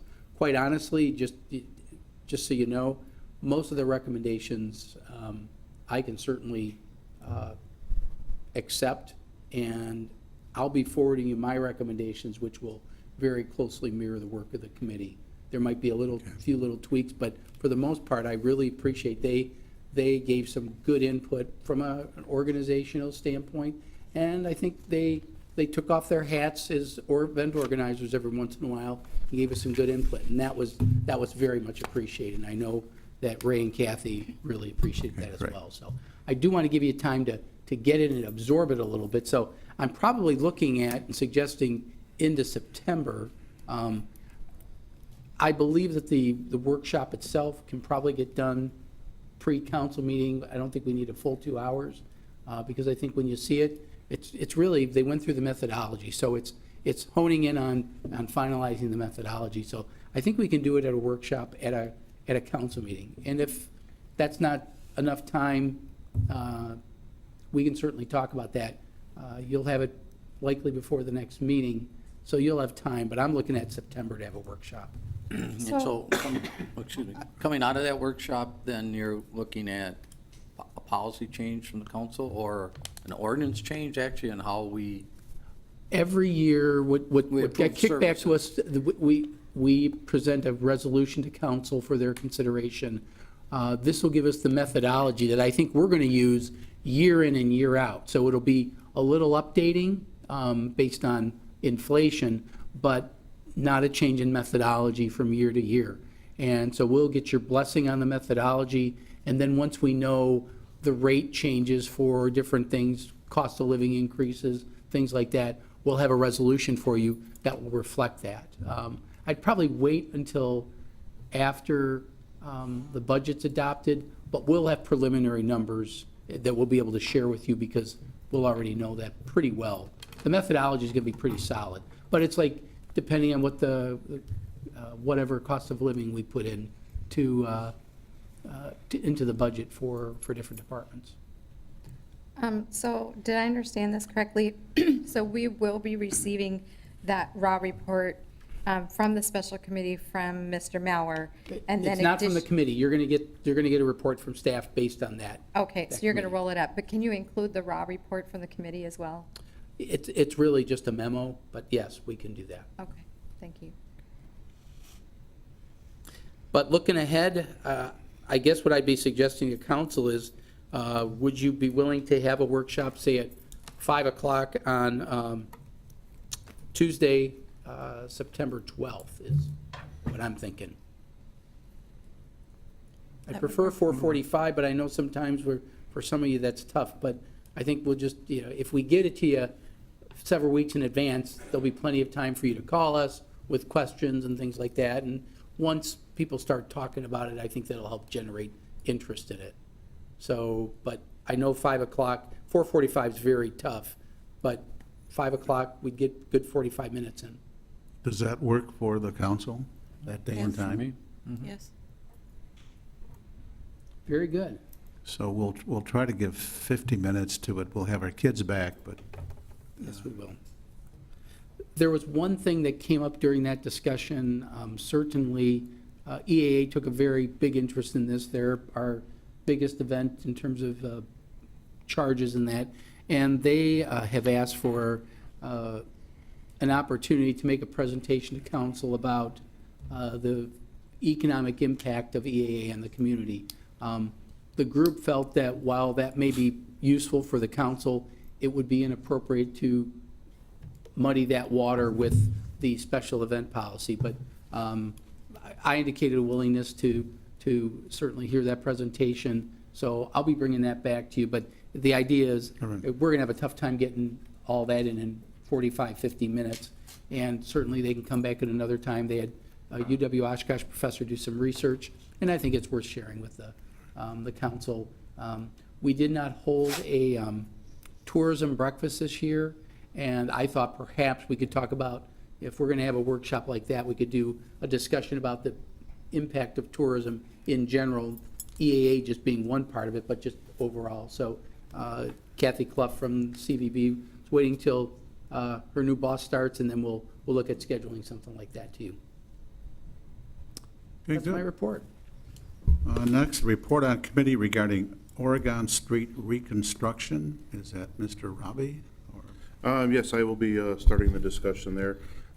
Just wanted to provide some additional information as a follow-up to the information that we had initially presented to you at your June 27th council meeting. As just a matter of background, as you may recall, we were looking primarily at 3 different options as we were evaluating the reconstruction of Oregon Street in the 2018 capital improvement program. Excuse me. One option would be to reconstruct the street at its current width of 44 feet from face of curb to face of curb. That current lane configuration has an 8-foot parking lane on each side of the street and a 14-foot wide travel lane. Another option would be to reconstruct the street at 40 feet of width from face of curb to face of curb, except widen out at the intersections of West 9th Avenue and West South Park Avenue to 44 feet to allow the dedicated right turn, dedicated straight, and dedicated left turn lanes that currently exist in a southbound direction to remain in that same configuration. Third alternative would be to reconstruct the street at 40 feet width from face of curb to face of curb throughout the length of the planned reconstruction in 2018, which is from 8th Avenue to 16th Avenue. That 40-foot configuration still maintains the 2 8-foot parking lanes on each side of the street and reduces the travel lanes from the existing 14 feet down to 12 feet. As a point of reference, a 12-foot wide travel lane is the same as the travel lane on an interstate highway. So that was, one of the reasons as we're looking at that is, 12-foot is, very adequate for travel width. As I mentioned in the second alternative, opening the possibility to open up the 2 intersections to maintain the current lane configurations. Maintaining the 40-foot width throughout, including at those 2 intersections, does result in a combined right turn straight lane and a dedicated left turn lane at those 2 locations. In addition to combining those 2 lanes, it actually widens the lane in the opposite direction from 14 feet to 16 feet. So it gives a little more room for traffic that is trying to turn northbound onto Oregon to get into that travel lane safely as well.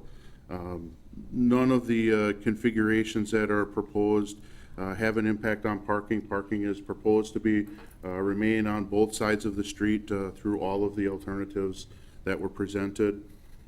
As we discussed at the June 27th council meeting, there was a desire to have some of the committees weigh in on their thoughts on this. As such, we did reach out to the staff liaisons for both the Traffic Review Advisory Board and the Pedestrian Bicycle Circulation Committee. A little bit of differing opinion between the two committees. The Traffic Review Advisory Board did vote 5-1 for the 40-foot option that widened the two intersections to 44 feet. The Pedestrian Bicycle Circulation Committee did vote 5-0 for the straight 40-foot width throughout the entire length. So that was kind of the update on the committee discussions and the recommendations that they were making back to the council. So we wanted to bring it back to you and present those recommendations from the committees, and then have any additional discussion that you desire. And I just wanted to add a couple things, because I'm aware that Facebook blew up with so much different information that I think it warrants some discussion. Number one, you'll notice that Mr. Robbie at no time mentioned anything about bicycle lanes. There were some things out there that bicycle lanes were proposed. The Bike and Ped Committee was looking at it from a pedestrian standpoint, because there are no bicycle lanes proposed for this, nor are any anticipated. That's not what we plan on doing. There was a rumor that we were narrowing the street similar to Main Street with bump outs and things like that. That's also not correct. So I'm probably giving you more of the disclaimers. James told you what it is, and I'm telling you what it is not. The folks at Oshkosh Corporation called me this morning because they were told that we were going to make it 2 lane traffic in front of their office and factory. Also untrue. With that said, this is going to be done in multiple phases. This is only 8th to 16th. The next phase, which would be in 2019, would be likely 16th to 21st, Correct. Give or take. Whatever ultimately we do with this width would go up to 20th, but after 20th, it's going to remain 4 lanes. That's just, quite frankly, that's common sense. We wouldn't be changing that anyway. The traffic patterns are vastly different south of 20th Avenue. So we've got it on the agenda because we could just wait and deliver the CIP to you in a couple months. With this being, the nature of it being what it is, we didn't want to wait for that. And so I appreciate council giving us a little feedback on this. Our goal is to give staff direction so we can start working on the design, because if we wait on the design, similar to Bay Shore, remember, we had that discussion because we knew Bay Shore innately was going to be an issue. So we brought that back to you. So we're getting this to you now so that our engineers on their rainy days last week, James engineer, who's working on Bay Shore, is also working on design for this. He just needs some direction. We can have him wait until November, but that would put that project back, and it's too important to put that project back. So it's appropriate that we have this discussion, and staff is looking for some direction. With that said, and I just want to repeat something that council knows, but for the audience, the option to make a wider street is about $300,000 more than the narrower street. So certainly we're looking to, cost considerations are one, but I think staff looked at it from a traffic standpoint, felt we can accommodate traffic, make it a little wider for pedestrians, and as the south side develops with the Sawdust District, the Arena project, the likelihood of pedestrian traffic increasing is there, but it won't really compromise the traffic for vehicles, because we'll be maintaining the same, in some cases at the intersections a little wider, but 12-foot lanes are interstate standard, so it's not like we're narrowing it. It is narrower on Main Street. That was the desire of the businesses back then. This is a different setup on South Oregon than North Main, and so we're not proposing anything as significant impact. This is just skinnying it up a couple feet. I would like to ask some of the council, we normally don't take citizens' input during direction to city manager and so forth, but I noticed some people here that have businesses on Oregon Street. Would it be appropriate and agreeable with the council to have them come forward Absolutely. to ask their questions? And so they That still was going to have be my next question. the 5-minute rule, and we need name and address in the 5-minute rule, but please come forward and.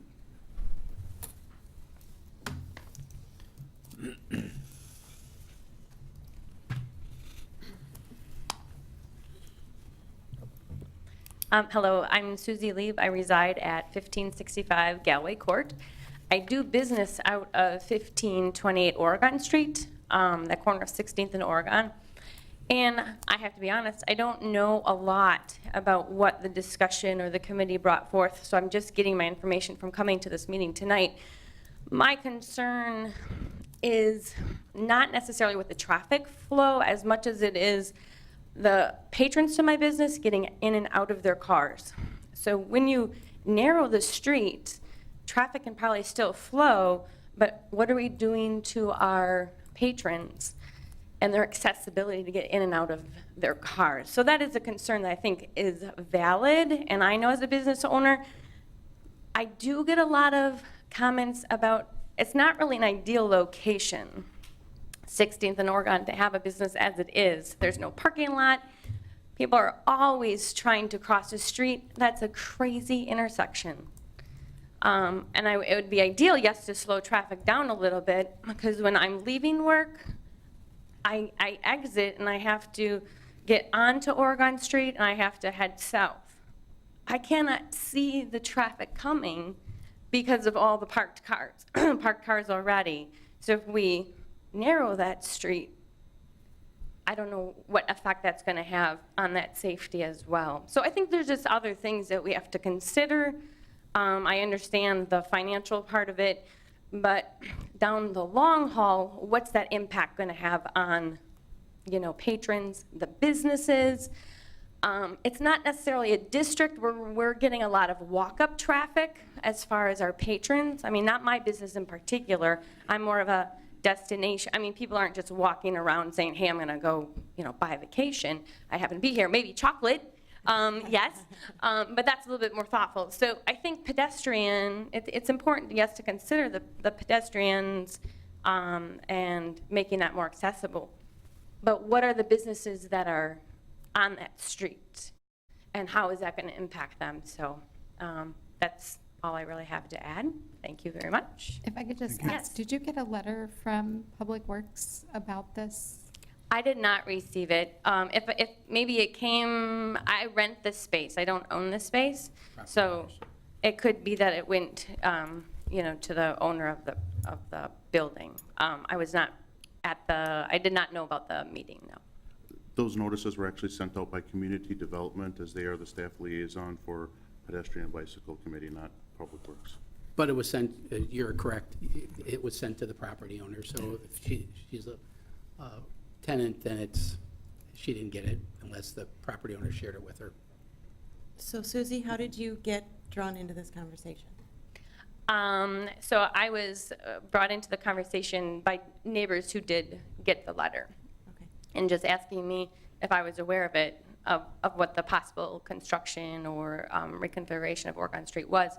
And I was not aware, so we've just had some casual conversation, certainly trying to get more informed about what is going to happen or what are the proposals. And we certainly want to be part of that discussion. And I'm just speaking for myself, but I would gather that there's other businesses along that street that could not attend tonight, and some of them are here that feel the same way. We want to be part of that discussion because obviously the businesses there need the patrons. They need to be able to park, and it needs to be desirable to go there to do business. So. Thank you. Mm-hmm. Okay, thank you. Anything else? Okay. Is there anyone else who would like to speak? I think probably half of us that are here from Oregon Street as owners probably feel the same way. We don't want We'll need your name and address, Oh, I'm please. sorry. My name is Robert Mazza, and I actually live on 1558 County Road I, and I own the property at 807 Oregon Street. It's a 24,000 square foot building. It actually, the west side of 8th Street is about half the size of the block. We have a very big retail outfit there, and we do rely on the few spots that are out front of the place for, basically travel by traffic. And as in, probably my biggest concern is I've been here for 14 years, been a resident here for 55 years. I've seen a lot of business pushed away I don't care to see Oregon Street businesses suffer from this, including myself. I don't obviously appreciate, and I'm sure the other owners of property on Oregon Street don't appreciate having it shoved down our throats without any options. I would just as soon see it stay the way it is. You can do whatever you want with Oregon Street. I would appreciate it if you guys would address the fact that we want parking. People getting in and out of their cars is not like on an interstate. You can have 12 feet wide lanes on an interstate and nobody's opening their doors. You know, I personally parked on Oregon Street many times to stop at other businesses along Oregon Street, and it's scary to get out of your car. And it's not a situation where the cars are going fast. It's just not enough room, especially when you get Oshkosh trucks and semis going up and down the road all the time. So, like I said, I have, you know, a fairly established business there, and I'd like to stay there. Like I said, I've been in Oshkosh for about 55 years and don't plan on going anywhere. I think there's a lot of things that could be done for Oregon Street as far as like the sidewalks practically disappear and the parking practically disappears because they don't do snow removal on a timely manner. About once a year, they maybe do snow removal. So we fight that constantly, not only on Oregon Street, but on the side streets too, where people are required to literally, because we have such a big building, to park on the side streets also. So we're all fighting for the same parking spots. But other than that, I would like, obviously, as anything, improvements to be done on Oregon Street, but not to make the businesses suffer because of it. That's it. Okay, thank you.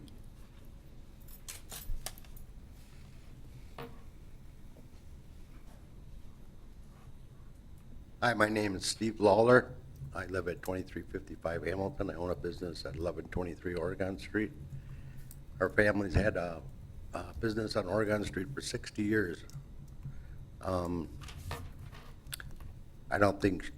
think I'm agree with Bob. I think the street should stay the same size. I don't think we need wide sidewalks on Oregon Street. Not like they got on Main Street, I don't think. And like Bob said, there's nobody opening their doors on the highway. And I just feel that we should have been informed more about what they were going to do. The map that I got was very legible. The information was sketchy.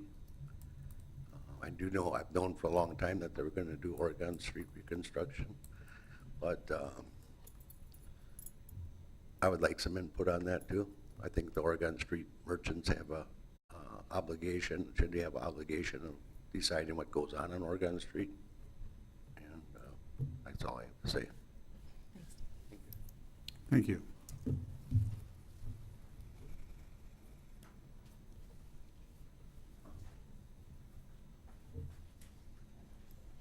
My name is Kim Berger. I live at 726 Bismarck Ave. I have a salon, 1325 Oregon. And two, I have clients that come that can drive, but they use a walker, they use a cane. I always make a point to go and address them outside because of the traffic. I can't see my clients coming that are handicapped with a narrow road. And two, the snow removal, having a wider sidewalk. I pay to have my sidewalk plowed for my clients. The city plow comes through, dumps it back. I gotta pay again. So, you know, to me, that's just more money, more snow removal, bigger sidewalk. Doesn't make any sense. So, and I too have friends on Main Street that have a business. I went there, I had to wait in my car 6 minutes before I could safely open my door to get out of my car. So that's just unacceptable, those narrow roads. So thank you. Is there anyone else that'd like to discuss this issue?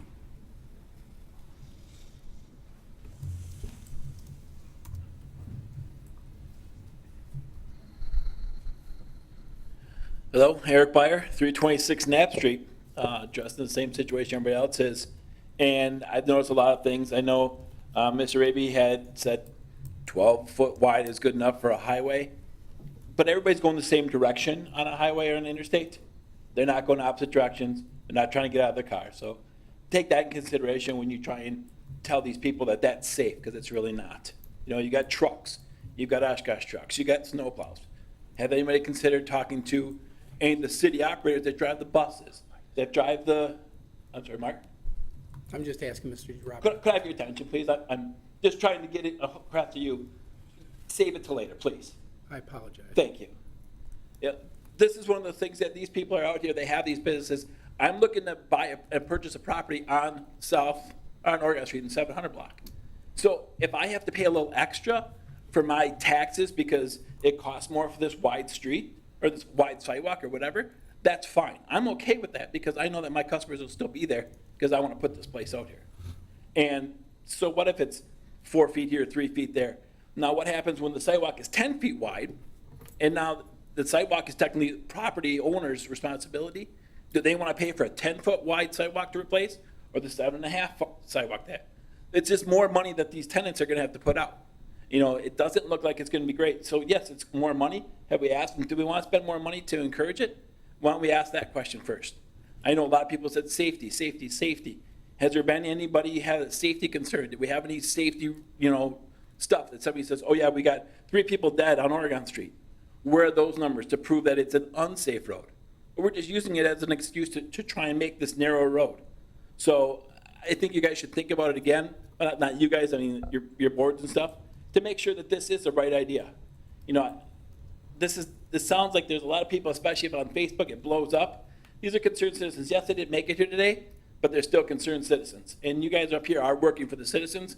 So to make a happier Oshkosh, to make a more safer Oshkosh, I think you should reconsider whatever these guys are thinking. Thank you. Thank you. Is there anyone else who would like to address this issue? If there are more people, would you please respect people's time and line up behind the speaker? Hi, Jennifer Beyer at 1522 Oregon. I've spent some time out standing on Oregon Street kind of contemplating the traffic. And I live near Pete's Garage, so there's quite a few pickup trucks, SUVs parked along the side. And then when, the Oshkosh trucks come down the street, it's like, man, if they took off 2 feet on that, that's going to be like a really small safety margin. And, in my eyes, it's like, well, might not be the best.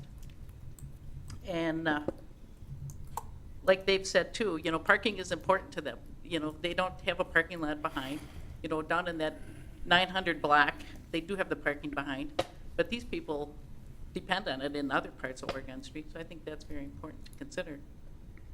And as far as pedestrian traffic, I don't notice all that many people. I think everybody still fits on the sidewalk. Even if we kept it the same size, everyone will still fit on the sidewalk.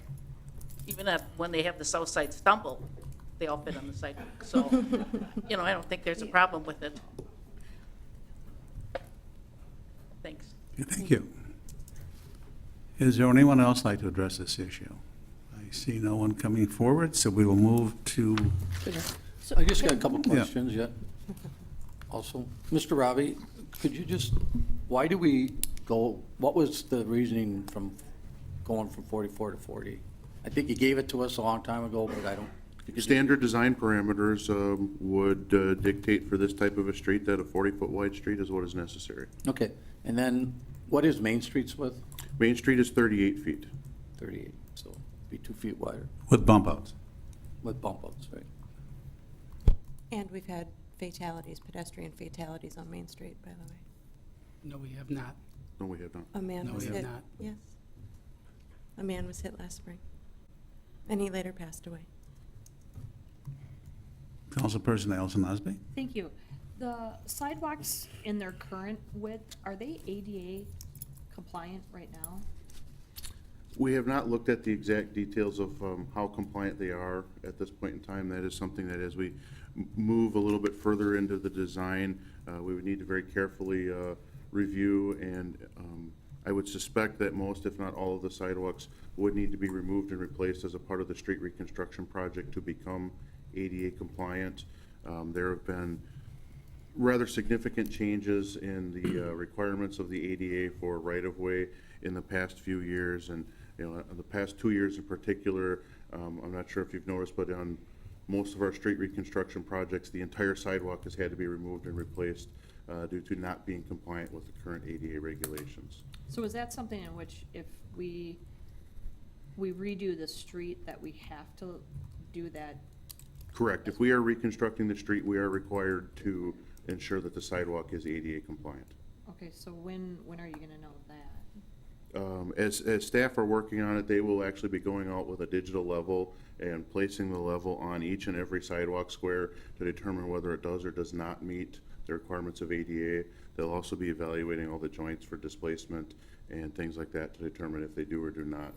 And if the sidewalk needs to be replaced, then is the building owner assessed the cost of those sidewalks, or is that part of the construction cost? Typically, the sidewalk replacement is charged back to the adjacent property owner.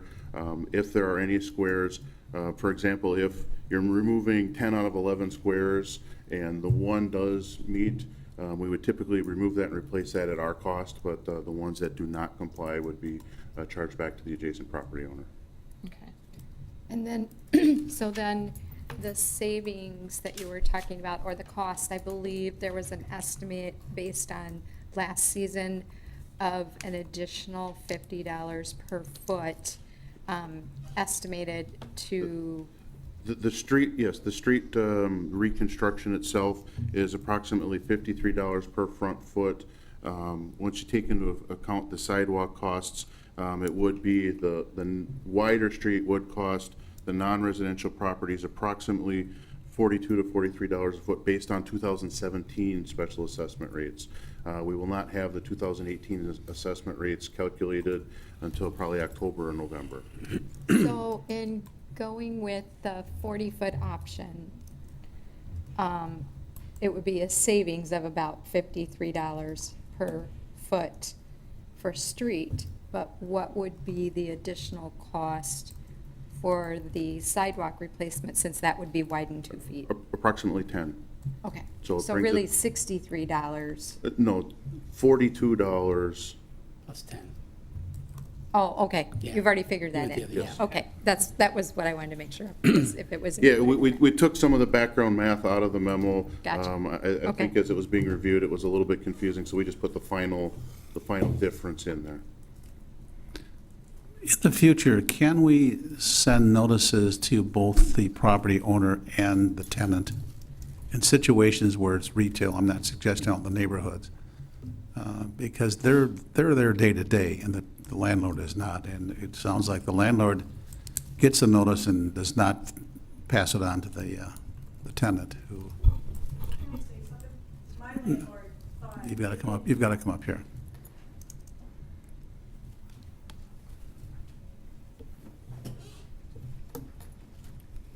Do I have to repeat my name and all that? Kim Berger, 726 Bismarck. When I addressed my landlord, she said that what she received, it was so, she didn't think it concerned us past South Park Avenue. She thought it was like the 9th Avenue intersection in the South Park. So she just recycled it because she didn't think it concerned her. So your notice was very not a very good notice. Well, that's why I'm suggesting Yeah. that we send So- to both the landlord and the tenant. Correct. I also received comments that the letter was misleading, that they thought it was just pertaining to those intersections, that those residential areas or businesses in between did not think that it applied to the entire street. It was pretty misleading.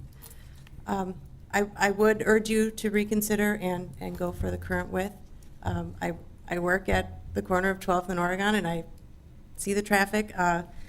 Jennifer came in, spoke to me the other day. I had another gentleman today. Obviously, my boss, who owns that building, would hate to see the loss of that. All of our deliveries are done on Oregon.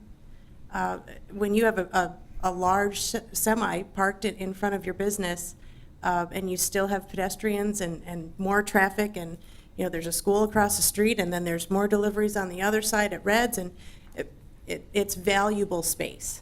And if you're not out there every day looking at it, you're not going to know that. But I'm telling you, it's valuable. I would strongly urge you to reconsider at the current width. When does this decision happen? That's during the budget The whole period, idea is CIP? we're going to put this into the CIP proposed at 40 unless we hear otherwise from council, because we have to start giving our staff direction on design. It's not just on a drawing, it's not as simple as just changing it. Quantities change, survey markers change. So that's why we're bringing it to you now, because if the consensus of council is to have the wider street, then we need to plan accordingly. And we'll accept whatever decision council makes, but to wait is going to make it, could potentially delay the project, which will cost us even more. We know what happens when we have projects get delayed, when projects move on time. Because we got adequate feedback from council on Bay Shore, those bids were really great, and we want to make sure that we get the most competitive rates possible. Waiting until November to make a final decision will either, they'll have to completely redo it, or wait even longer.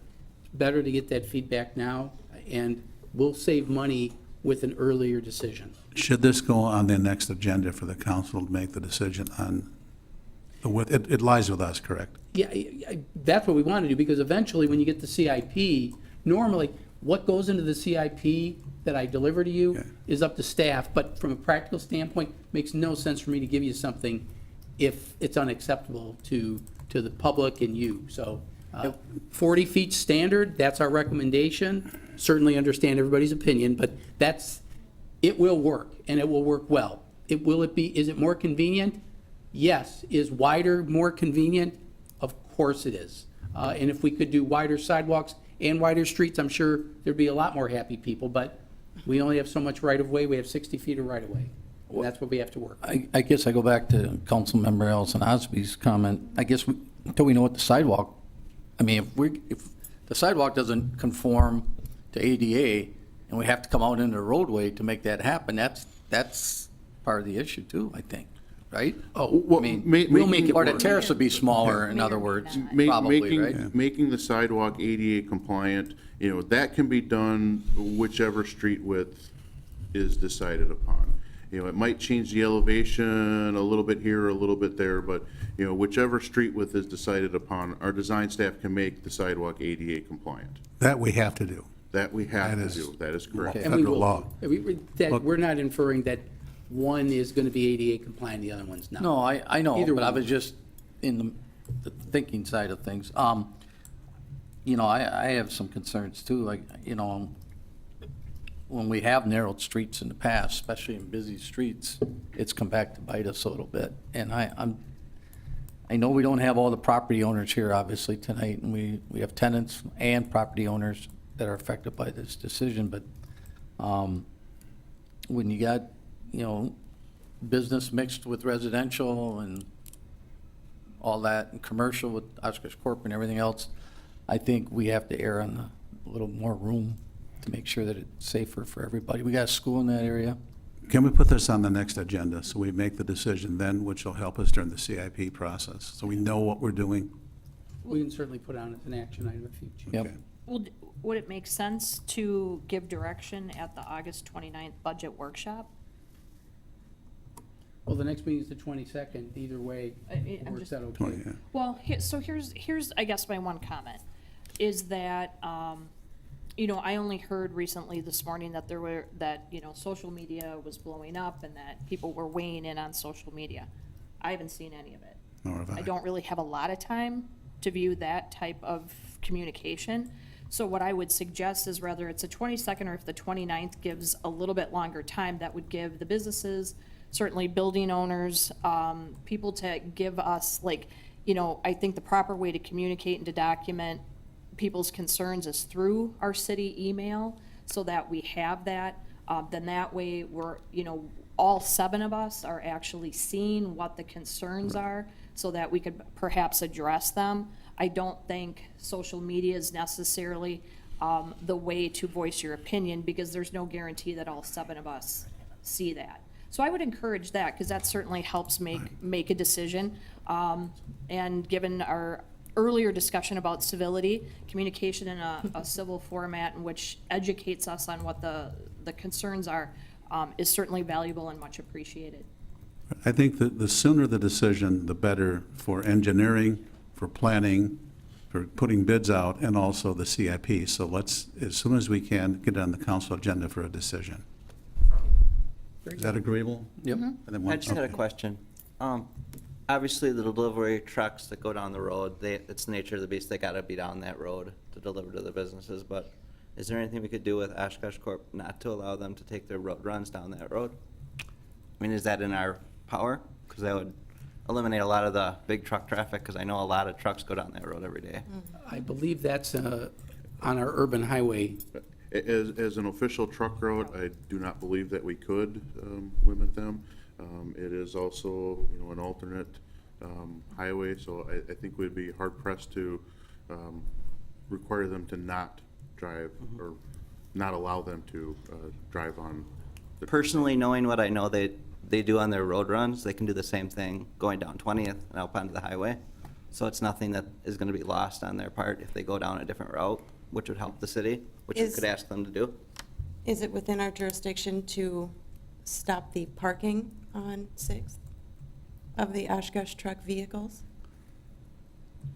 On The 6th storage, Avenue? the storage. Oh, the storage. We're working on, That would also eliminate a lot of the traffic. That's their flow to get to that.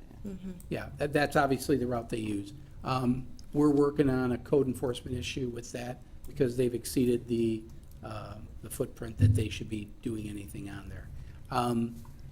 By zoning, they're allowed to do it, but it does require a permit, so that's something that I can take a look at with staff. I don't know all the details, so I don't want to misspeak, so we could certainly look at that. Thank you.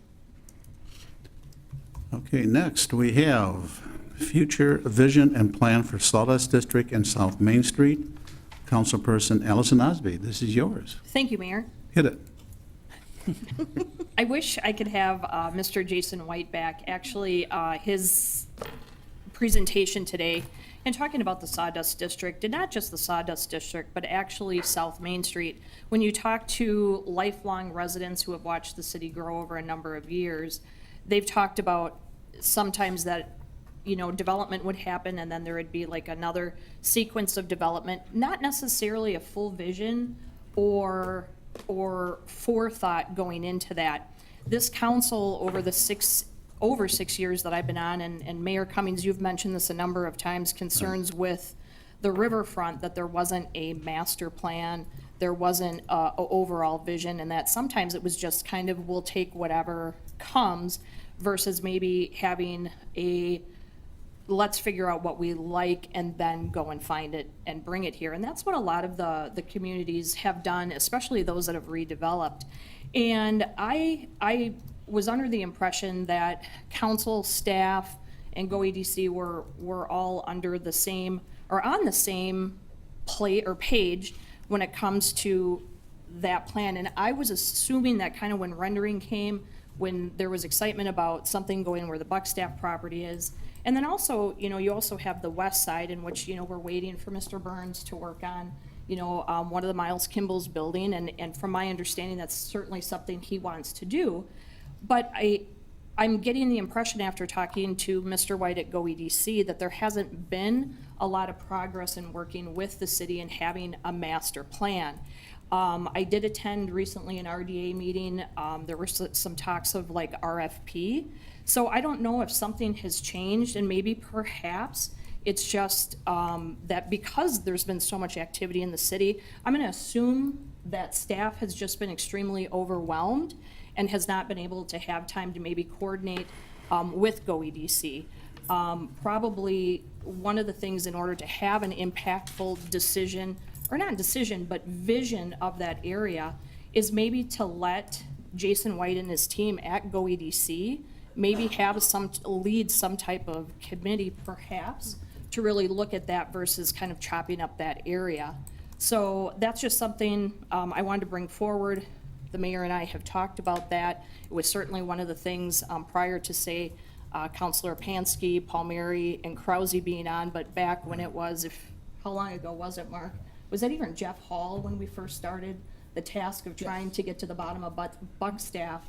And then like we talk about that blight elimination. So, I mean, we had talked way back then that being that is close to the water, that whole area could be a destination, not just on the east side, but also on the west side. So I just want to make sure we're all on the same page. I just want to make sure that there's not something I'm missing. Because like I had mentioned, I was at the RDA and I did ask the mayor, and he was unaware of some of the conversations that went on. So if there's any feedback or any feedback from the council of what your thoughts are about South Main as we move forward. I would concur with her, because I look at that, first off, when it was announced as an entertainment district.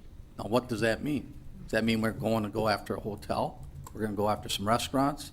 We're going to go after something? I kind of look at that district as what Green Bay did with the Packers. They put in an anchor, which was the hotel. We have the anchor. Then comes in Hinterland Brewing Company. Then comes in now doctors, 4 doctors are going in there with a fitness surgical thing. So I agree. I don't think we want to chop this thing up. We want to be able to give the arena people an opportunity to maybe build something in that area. I mean, I want the Bucks owners. They're building something in Milwaukee in there next to there.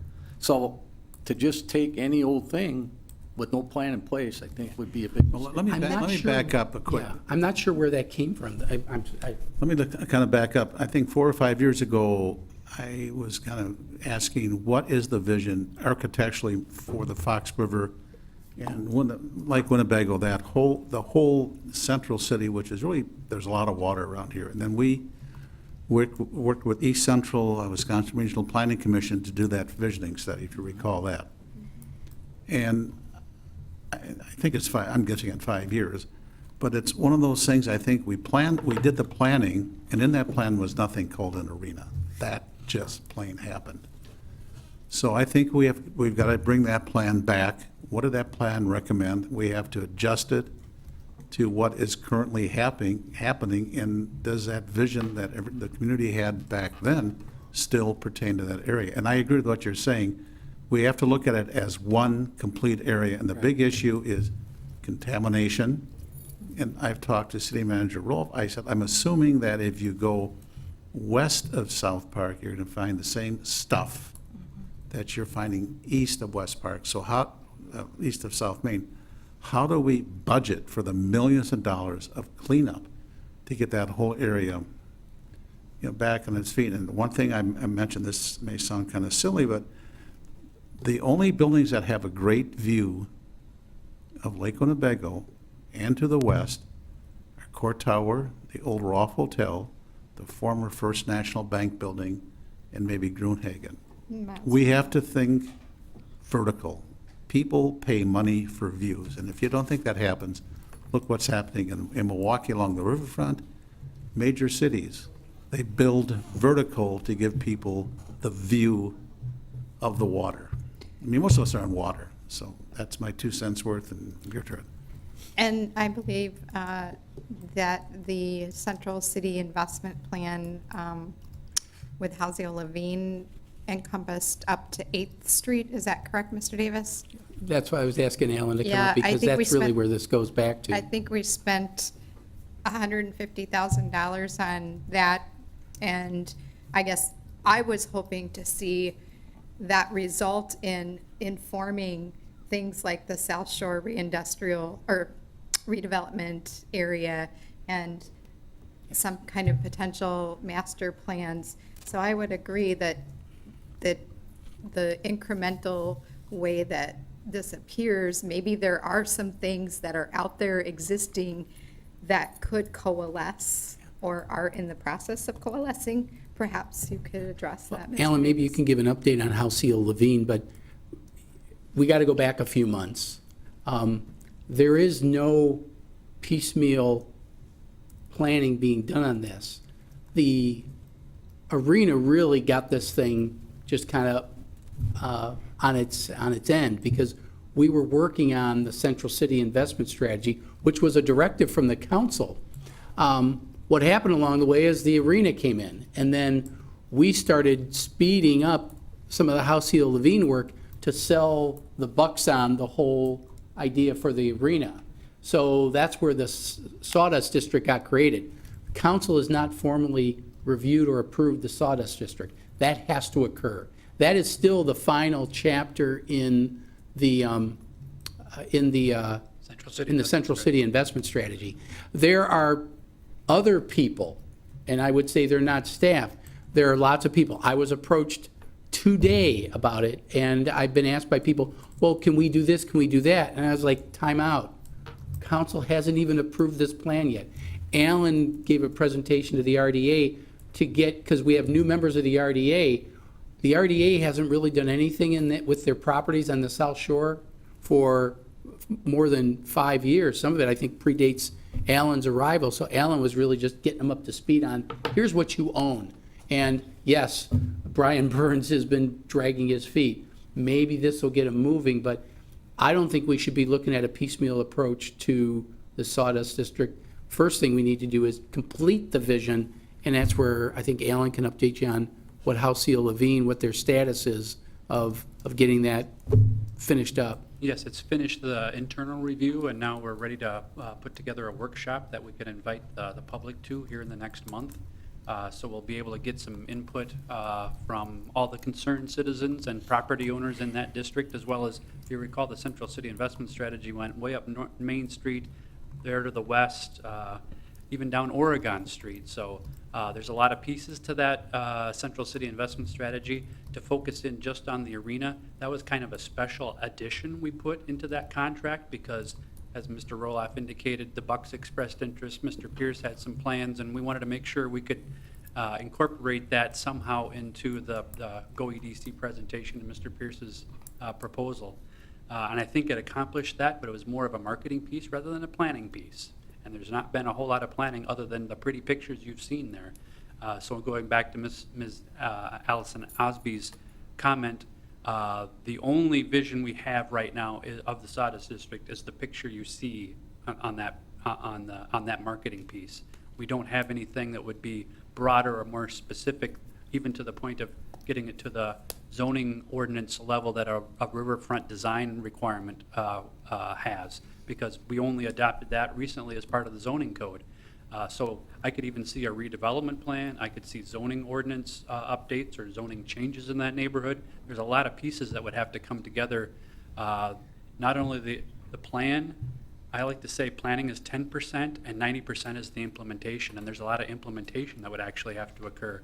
And going back to the whole contamination issue, that whole neighborhood, unfortunately, it's been my experience that every time you turn a shovel, you're going to be dealing with contamination, and that's a very expensive proposition. So the sooner we have an idea of what those expenses are, the sooner we can start budgeting or coming up with funds or grants to fund the remediation that's required for that. So the sooner we start on that piece, the better, because otherwise you're going to end up with projects that have all these costs that exceed our budgets, and we don't know exactly what the top end of some of these numbers would be unless we do the research on the front end, rather than kind of piecemealing it and finding out these numbers are exceeded by what the actual experience is.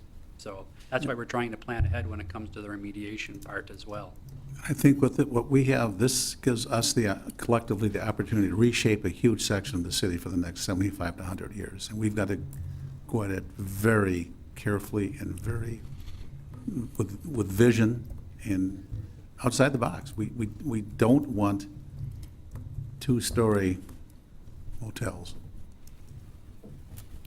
I guess, and you raised a good point. It's just, I don't want this to be all about the arena. It's kind of like the shiny ornament on the tree, and everything else looks dull around it. I think we just want to, the mayor and I, when we've talked, just want to have a vision for that whole section, because it isn't just about that. Like, as I mentioned, we have the west side, and what do we vision from the minute they get off the bridge and you hit 6th Street? 6th Street, and then how far does that vision go down? Does it go down to South Park? Does it go to Artie and Ed's? What is the plan? So it's not just about that. It's all of South Main, because I do think with some of the blight that's there, there's things that we need to take into consideration. We certainly have seen just with the project alone, and which was something, you know, I didn't feel perception is reality that I could really talk about. But to the mayor's point and others that are lifelong residents, they know that whole area has a ton of contamination. So I don't think we can wait to look at that whole area, because if that's the case, then we need to identify, you know, with like Lamico, it came so quick. You know, we didn't really have time because I think we kind of used up all of our cards for grants, and maybe other dollars that maybe could have come in to help offset, so that the contamination may or may not have been as expensive. And when I look at, you know, AECom and how much we spend with them, and just from the RDA meeting, they did talk about the history, and I do agree that they were there to talk about that. But in the conversations that I had with him after that, it did lead me to believe, and there was talk about RFP. So, you know, is that RFP that's going to be very recent, or are we talking 12 to 18 months from now? And my question would be, when they talk about that, if they're gonna do some type of evaluation, environmental evaluation, and it's $25,000, you know, per area, are we better off to look at the whole entire area and then negotiate with them a better price, to see, are they willing to do a broader area and not maybe at $25,000, you know, as Paul had mentioned, you know, but could it be 18,000? I mean, we all know we're going into a budget year next year that certainly is gonna make our lives very interesting, over the next few months.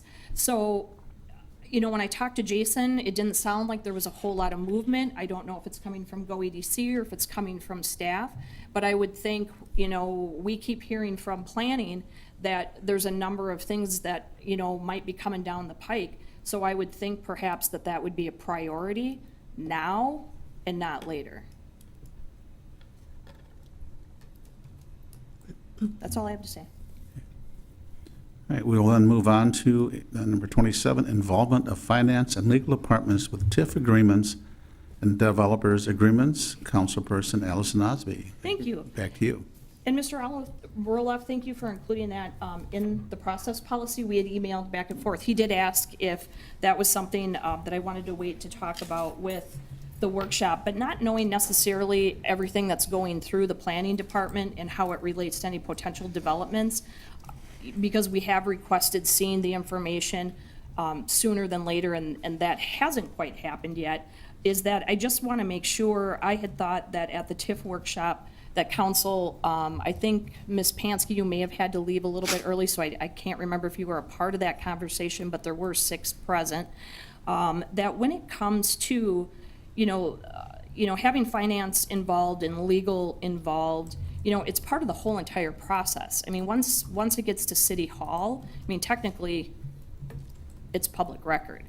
And I would anticipate, because there's many times, you know, in which I've called our legal department or our finance department, and it seems like some of the stuff is not something they're included in, that it's more done at the community development or more in engineering or public works. And so, you know, that's for me a little bit frustrating, and from what I gather through other TIF discussions so far this year, it's been a frustration. I don't know if they've been included, since we all kind of the 6 of us unanimously agreed at the last TIF workshop, but I would ask that legal and finance be included. Now, maybe perhaps it's within Trina's department and Lynn's department that maybe they were invited and can't make the meeting. You know, that's certainly a different story, but I just want to make sure that they're invited to the table. Okay. Because the other thing as well, I'll point out, is having discussions with, I guess, what my expectations of Ehlers is when it comes to some of these projects in which they have the numbers, you know, those are provided by staff, but not necessarily, especially if it's a new project to our community. There's not really somebody researching to see what exactly that project is. So I'm not saying perhaps that that's anybody's fault, but maybe councils, in that we haven't given clear direction on what our expectations are when we get a developer's agreement, or we get certain information in which we're supposed to make those informed decisions based on the professionals hired. So I think during the TIF workshop, I think is a great time for council to be able to air, so that it's crystal clear on staff's part of what our expectations are. Agreed. Okay, thank you. Agreed. 27A, look-back provision to Annex 71 TIF application development agreement. Councilman Gross. I just wanted to go over a couple things that were a little confusing at the development agreement. Originally in the application for the annex TIF, it was on page 41 that there was a look-back provision in it, and we were told that there was never a option for a look-back, and it was never in the cards, so-called, to be even a possibility, and I was just wondering why it was in the application and it wasn't offered as an option to us. I can follow up on that. The application that Annex has been used is the one we've been using since the council adopted that, I want to say 2012 approximately, and we've always included that as a possibility that would be used. The first TIFs that we've considered were all standard 75% asks for the TIF revenue. It's only recently that people ask for the 90. And I guess I'd make a comparison, and it's kind of a stretch of an analogy, but imagine if we were actually a bank and we're lending money out for people to buy their houses. Somebody comes in with 20% down, we don't require them to get private mortgage insurance. But if somebody comes in with 3%, then yes, they do have to get private mortgage insurance. In the first cases, they come in with 25% down, we don't require the mortgage insurance or the look back. In the case recently where they come in with only 10% down, that's when we required the look back clause. If they're originally filling out the application and are okay with the look back, I mean, is it hurting them at all to leave it in there? I mean, it's just helping us out, but is it really hurting them? I don't know if it hurts them or helps them, frankly, because I've not had that discussion. It's just been the past practice of the city that when it was at 25/75, we didn't require the look-back clause, but when we got to the 90%, that required a waiver from the city council, and that's when we included the look-back clause. So it's always been a possibility, and the application warns the developer that the possibility exists, kind of like an applicant for a mortgage. You might have to get private mortgage insurance if you don't have enough for the down payment. So that's where we've... Go ahead. Excuse me. I'm looking at that page referred to, and it says projects, and this is entitled Tax Incremental Financing Policy and Application. Do you have the overhead of that too? to pull Yeah, I up? believe we do. Then everybody can see it? Jake, do you have it? Page The TIF policy? 41. It was only one page. Did you get that from Diane? Otherwise, we can take what you have, Jake, and we can probably put it on I the, don't have it with me. oh, you didn't get in your, I knew it was gonna be on the overhead, that's why I didn't bring it. I thought it was in your, I can walk it up. it wasn't in your folder? Do you have, can I share with you? Oh, Jake, you have it? Oh, hang on, Jake. There's two Jakes, I'm sorry, I'm confusing everybody. I'm like, Jake. So on number 8 there, again, the top of this document that's been included in every application that we've seen coming forward, at least as long as I've been on council. Number 8 says projects receiving assistance will be subject to a look-back provision, and it goes on to describe the mandates of the developer to provide the city. It refers to specified periods of time, and goes on for several paragraphs, and then at the bottom talks about exceptions to the TIF policy, that we reserve the right to amend or modify or withdraw these policies, but basically there's a burden on the developer or the requester of the waiver to fill out some kind of forms provided by us to show that the exception is in the best interest of the city. And then our developer signs off on these. So I think there was some confusion about how that happened, if there were some other forms that were completed requesting the waiver. I'm not aware of any other forms requesting the waiver.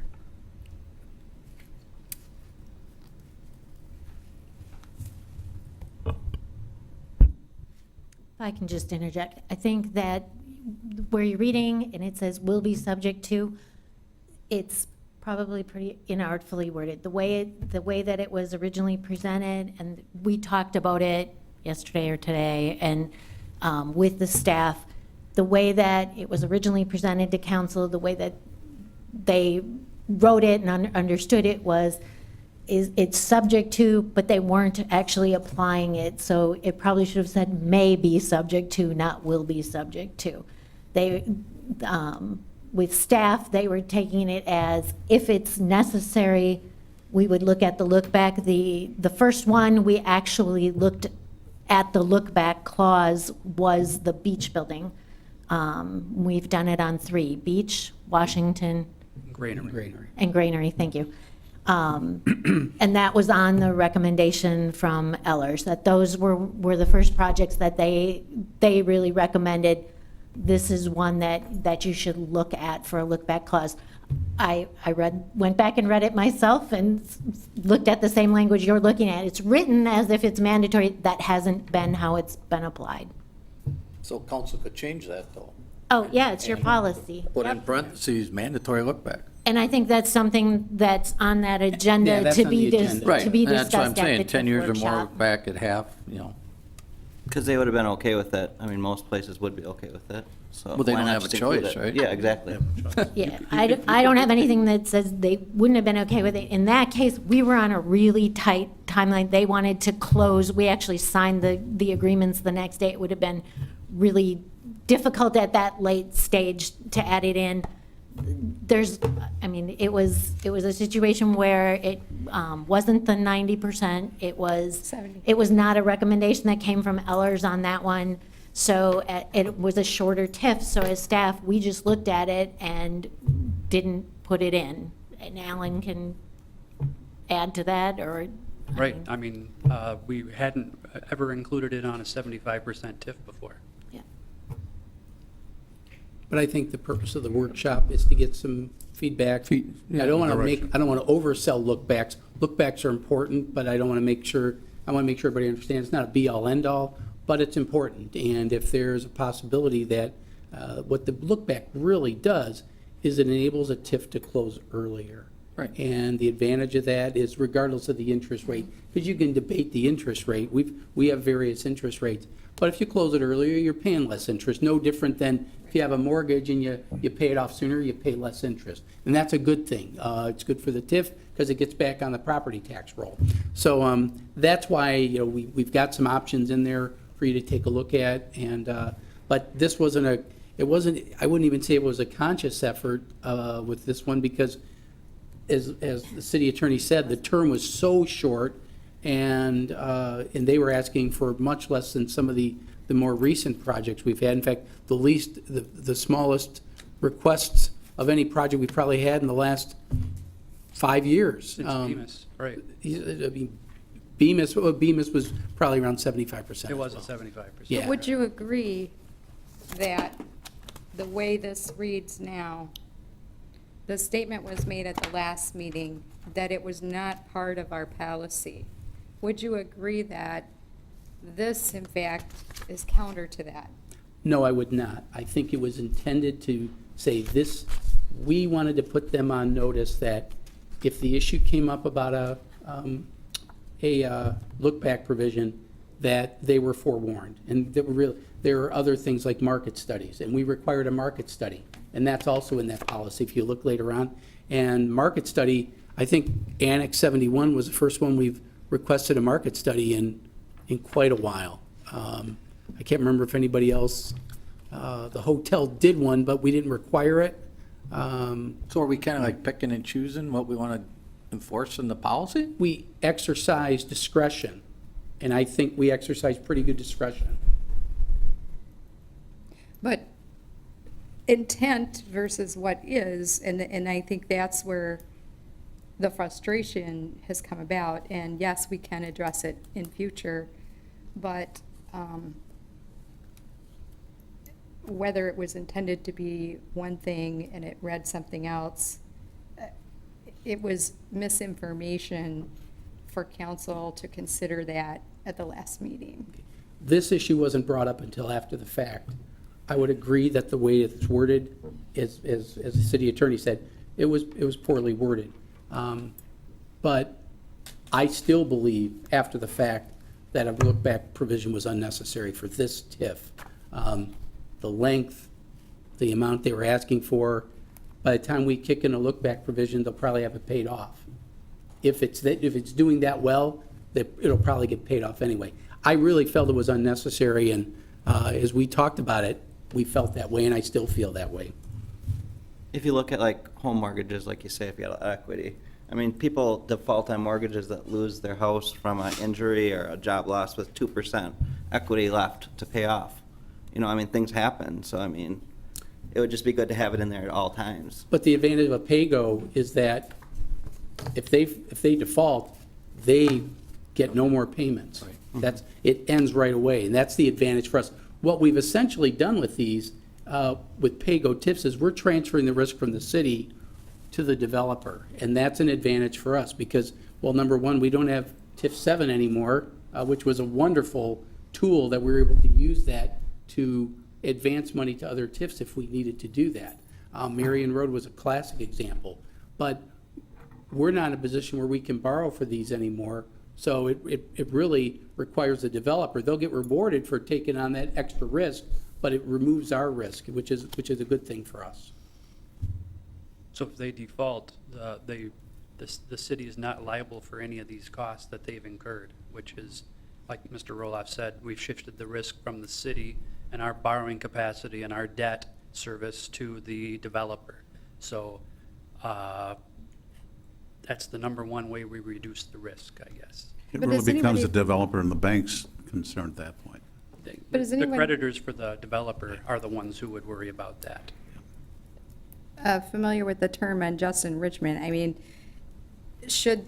from what I understood, the way that the look-back clause was described, and there's some detail in this language, that should the internal rate of return exceed whatever that threshold is that's set, the look-back also provides that the city will share in those additional rewards. Without that, we are not, correct? Well, no, that's what but I think there's a misunderstanding, because if they're getting an excellent rate of return, so great that the value is going up, then the thing's gonna get paid off earlier anyway, and then we'll reap the benefits of that happening.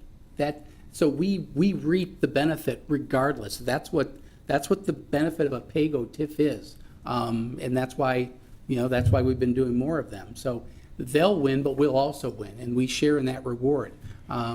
We don't share as much when it's a 90%, which is why the look-back provision was so important to us. But the lower ones, even then, they'll pay it, if the value goes up, the TIF payment accelerates and then gets paid off quicker.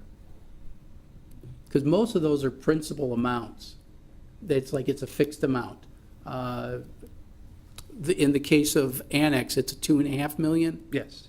When the $2.5 million in principal's paid off, the pay goes done. Doesn't matter if it's 13 years or 5 years. If they magically do that well, then. Or their costs are so much lower? And their costs are so much lower, then it's done, it's paid off. So that's an advantage for all of us. So that's the advantage of having that pay-go version, whether or not a look-back is in there. But a look-back's appropriate, especially for those longer ones, and that's why one of the options we're suggesting is if it's a more than 20-year, maybe we do 2 look-backs.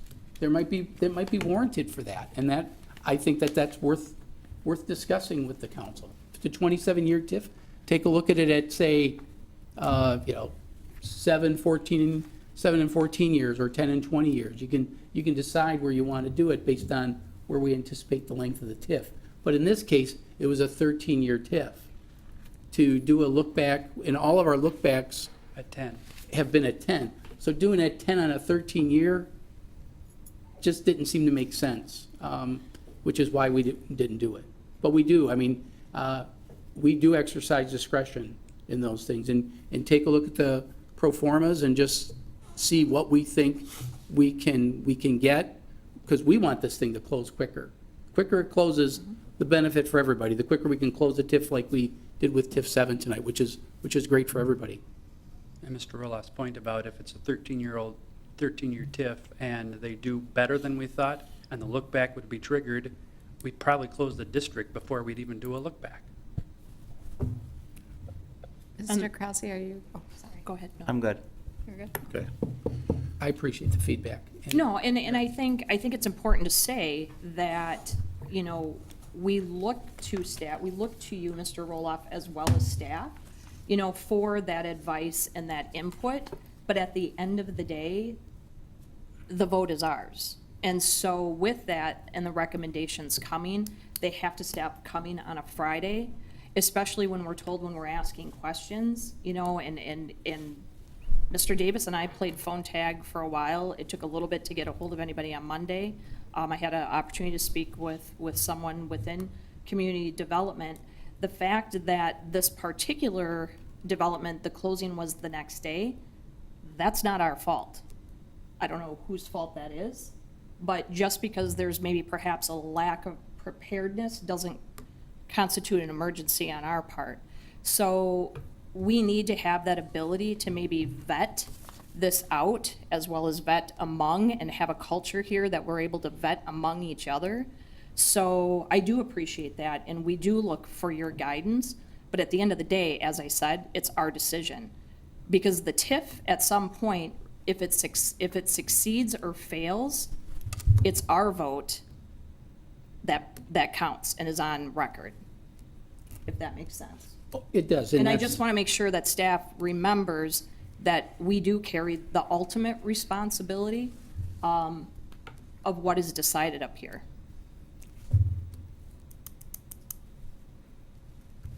Moving on. This is the second chance for citizen statements to council, but there are no citizens left in the council chambers, so I will move to council member announcements and statements. There are no announcements or statements, so we're now at city manager announcements and statements. Mr. Roloff. Thank you, Mr. Mayor. Yesterday was the deadline for completing the survey of boards and commissions. There is a lot of stuff to look at, and given the lateness of the hour, I'm not going to get into it a lot. It didn't really print out well, so I can only tell you that we had great response. 111 responses, 5 from council members. I don't know who the 2 of you were. It doesn't bother me. 88 boards and commissions, and 18 staff representatives. And so I don't have it broken out by how council members felt versus how boards and commissioners felt. But there were some areas, I think for the most part, if someone was on, say, Commission A, they generally commented on Commission A. They didn't comment on Commission B, C, and D. So you got a lot of neutral and no opinion. And I think I appreciate that, because if you're not familiar with the board or commission, you don't provide input on it. So there's a lot of that. So you have to kind of boil that out of there. There are some interesting ones. There's a lot of support for consolidating the parking utility and traffic review advisory board in terms of one that was really going to be kind of rocking the status quo. That probably is the one that has the most support. There are other ones, folding folding sustainability in with the plan commission, pretty much against, I'd say, close to 50%. And for 50%, when you've got a lot of people neutral, that's, for looking at it just briefly as I got the results finished yesterday, I'd say that's pretty telling. Now, I'm not saying anybody cheated, but it says there were 28 members of the Long Range Finance Committee that responded. And I know you're an honorable group, but we did not prevent ballot stuffing. But I noticed that one and kind of chuckled. Deb's eyes were wide open. But there were a few of those, and 23 members of the Bike and Ped Committee. Don't think that's either that, or maybe they forgot and they just filled it out twice. Diane sent out multiple reminders, and so if you thought, oh, maybe mine didn't count already, but we're not Chicago. It's not vote early and often. But with that said, I still think it's good, valuable information. And when I can get it in a format that is easily readable, I'll forward it to you. The one for council that I think is telling, the question about removing city council liaisons as required members, about nearly a half were not favorable to that. And so, and a quarter of them had neutral or no opinion. So I'd say they still want you on the boards and commissions, and maybe that's you too. But when you think about the number of boards, and we got the right numbers. We got more boards and commissions, and that's what you wanted, and I think that's good. So, and the other one, which I know the mayor, we've discussed this at the different groups. This gives you absolutely no direction whatever. I'm sorry, Mr. Mayor. It says change membership criteria for local option committees. Neutral, no opinion, 45%. So that's a definite, I don't know. But with that said, I think that maybe they're not necessarily opposed to it either. They don't necessarily agree or disagree. 30% agreed or strongly agreed, and 25% strongly disagreed or disagreed. So this is one of these things I turn it over and say, well, do what you want with it. Hopefully it provides you some information, but when we can get a format that's easily readable, I'll make sure you get it. And I'm going to try to get a breakdown so that you see where you as council members were, where the boards and commissions were, so you can see if there is a difference. So now, obviously, the numbers on the boards and commissions are higher, but anyway. I will ask again that all council members help recruit members to not only the board and commissions you may be on, but to others. It's very important. And What's open right now?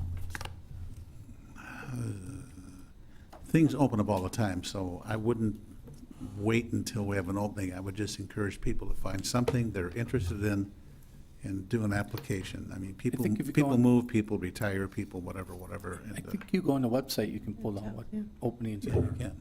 on board You can. commissions. Yeah.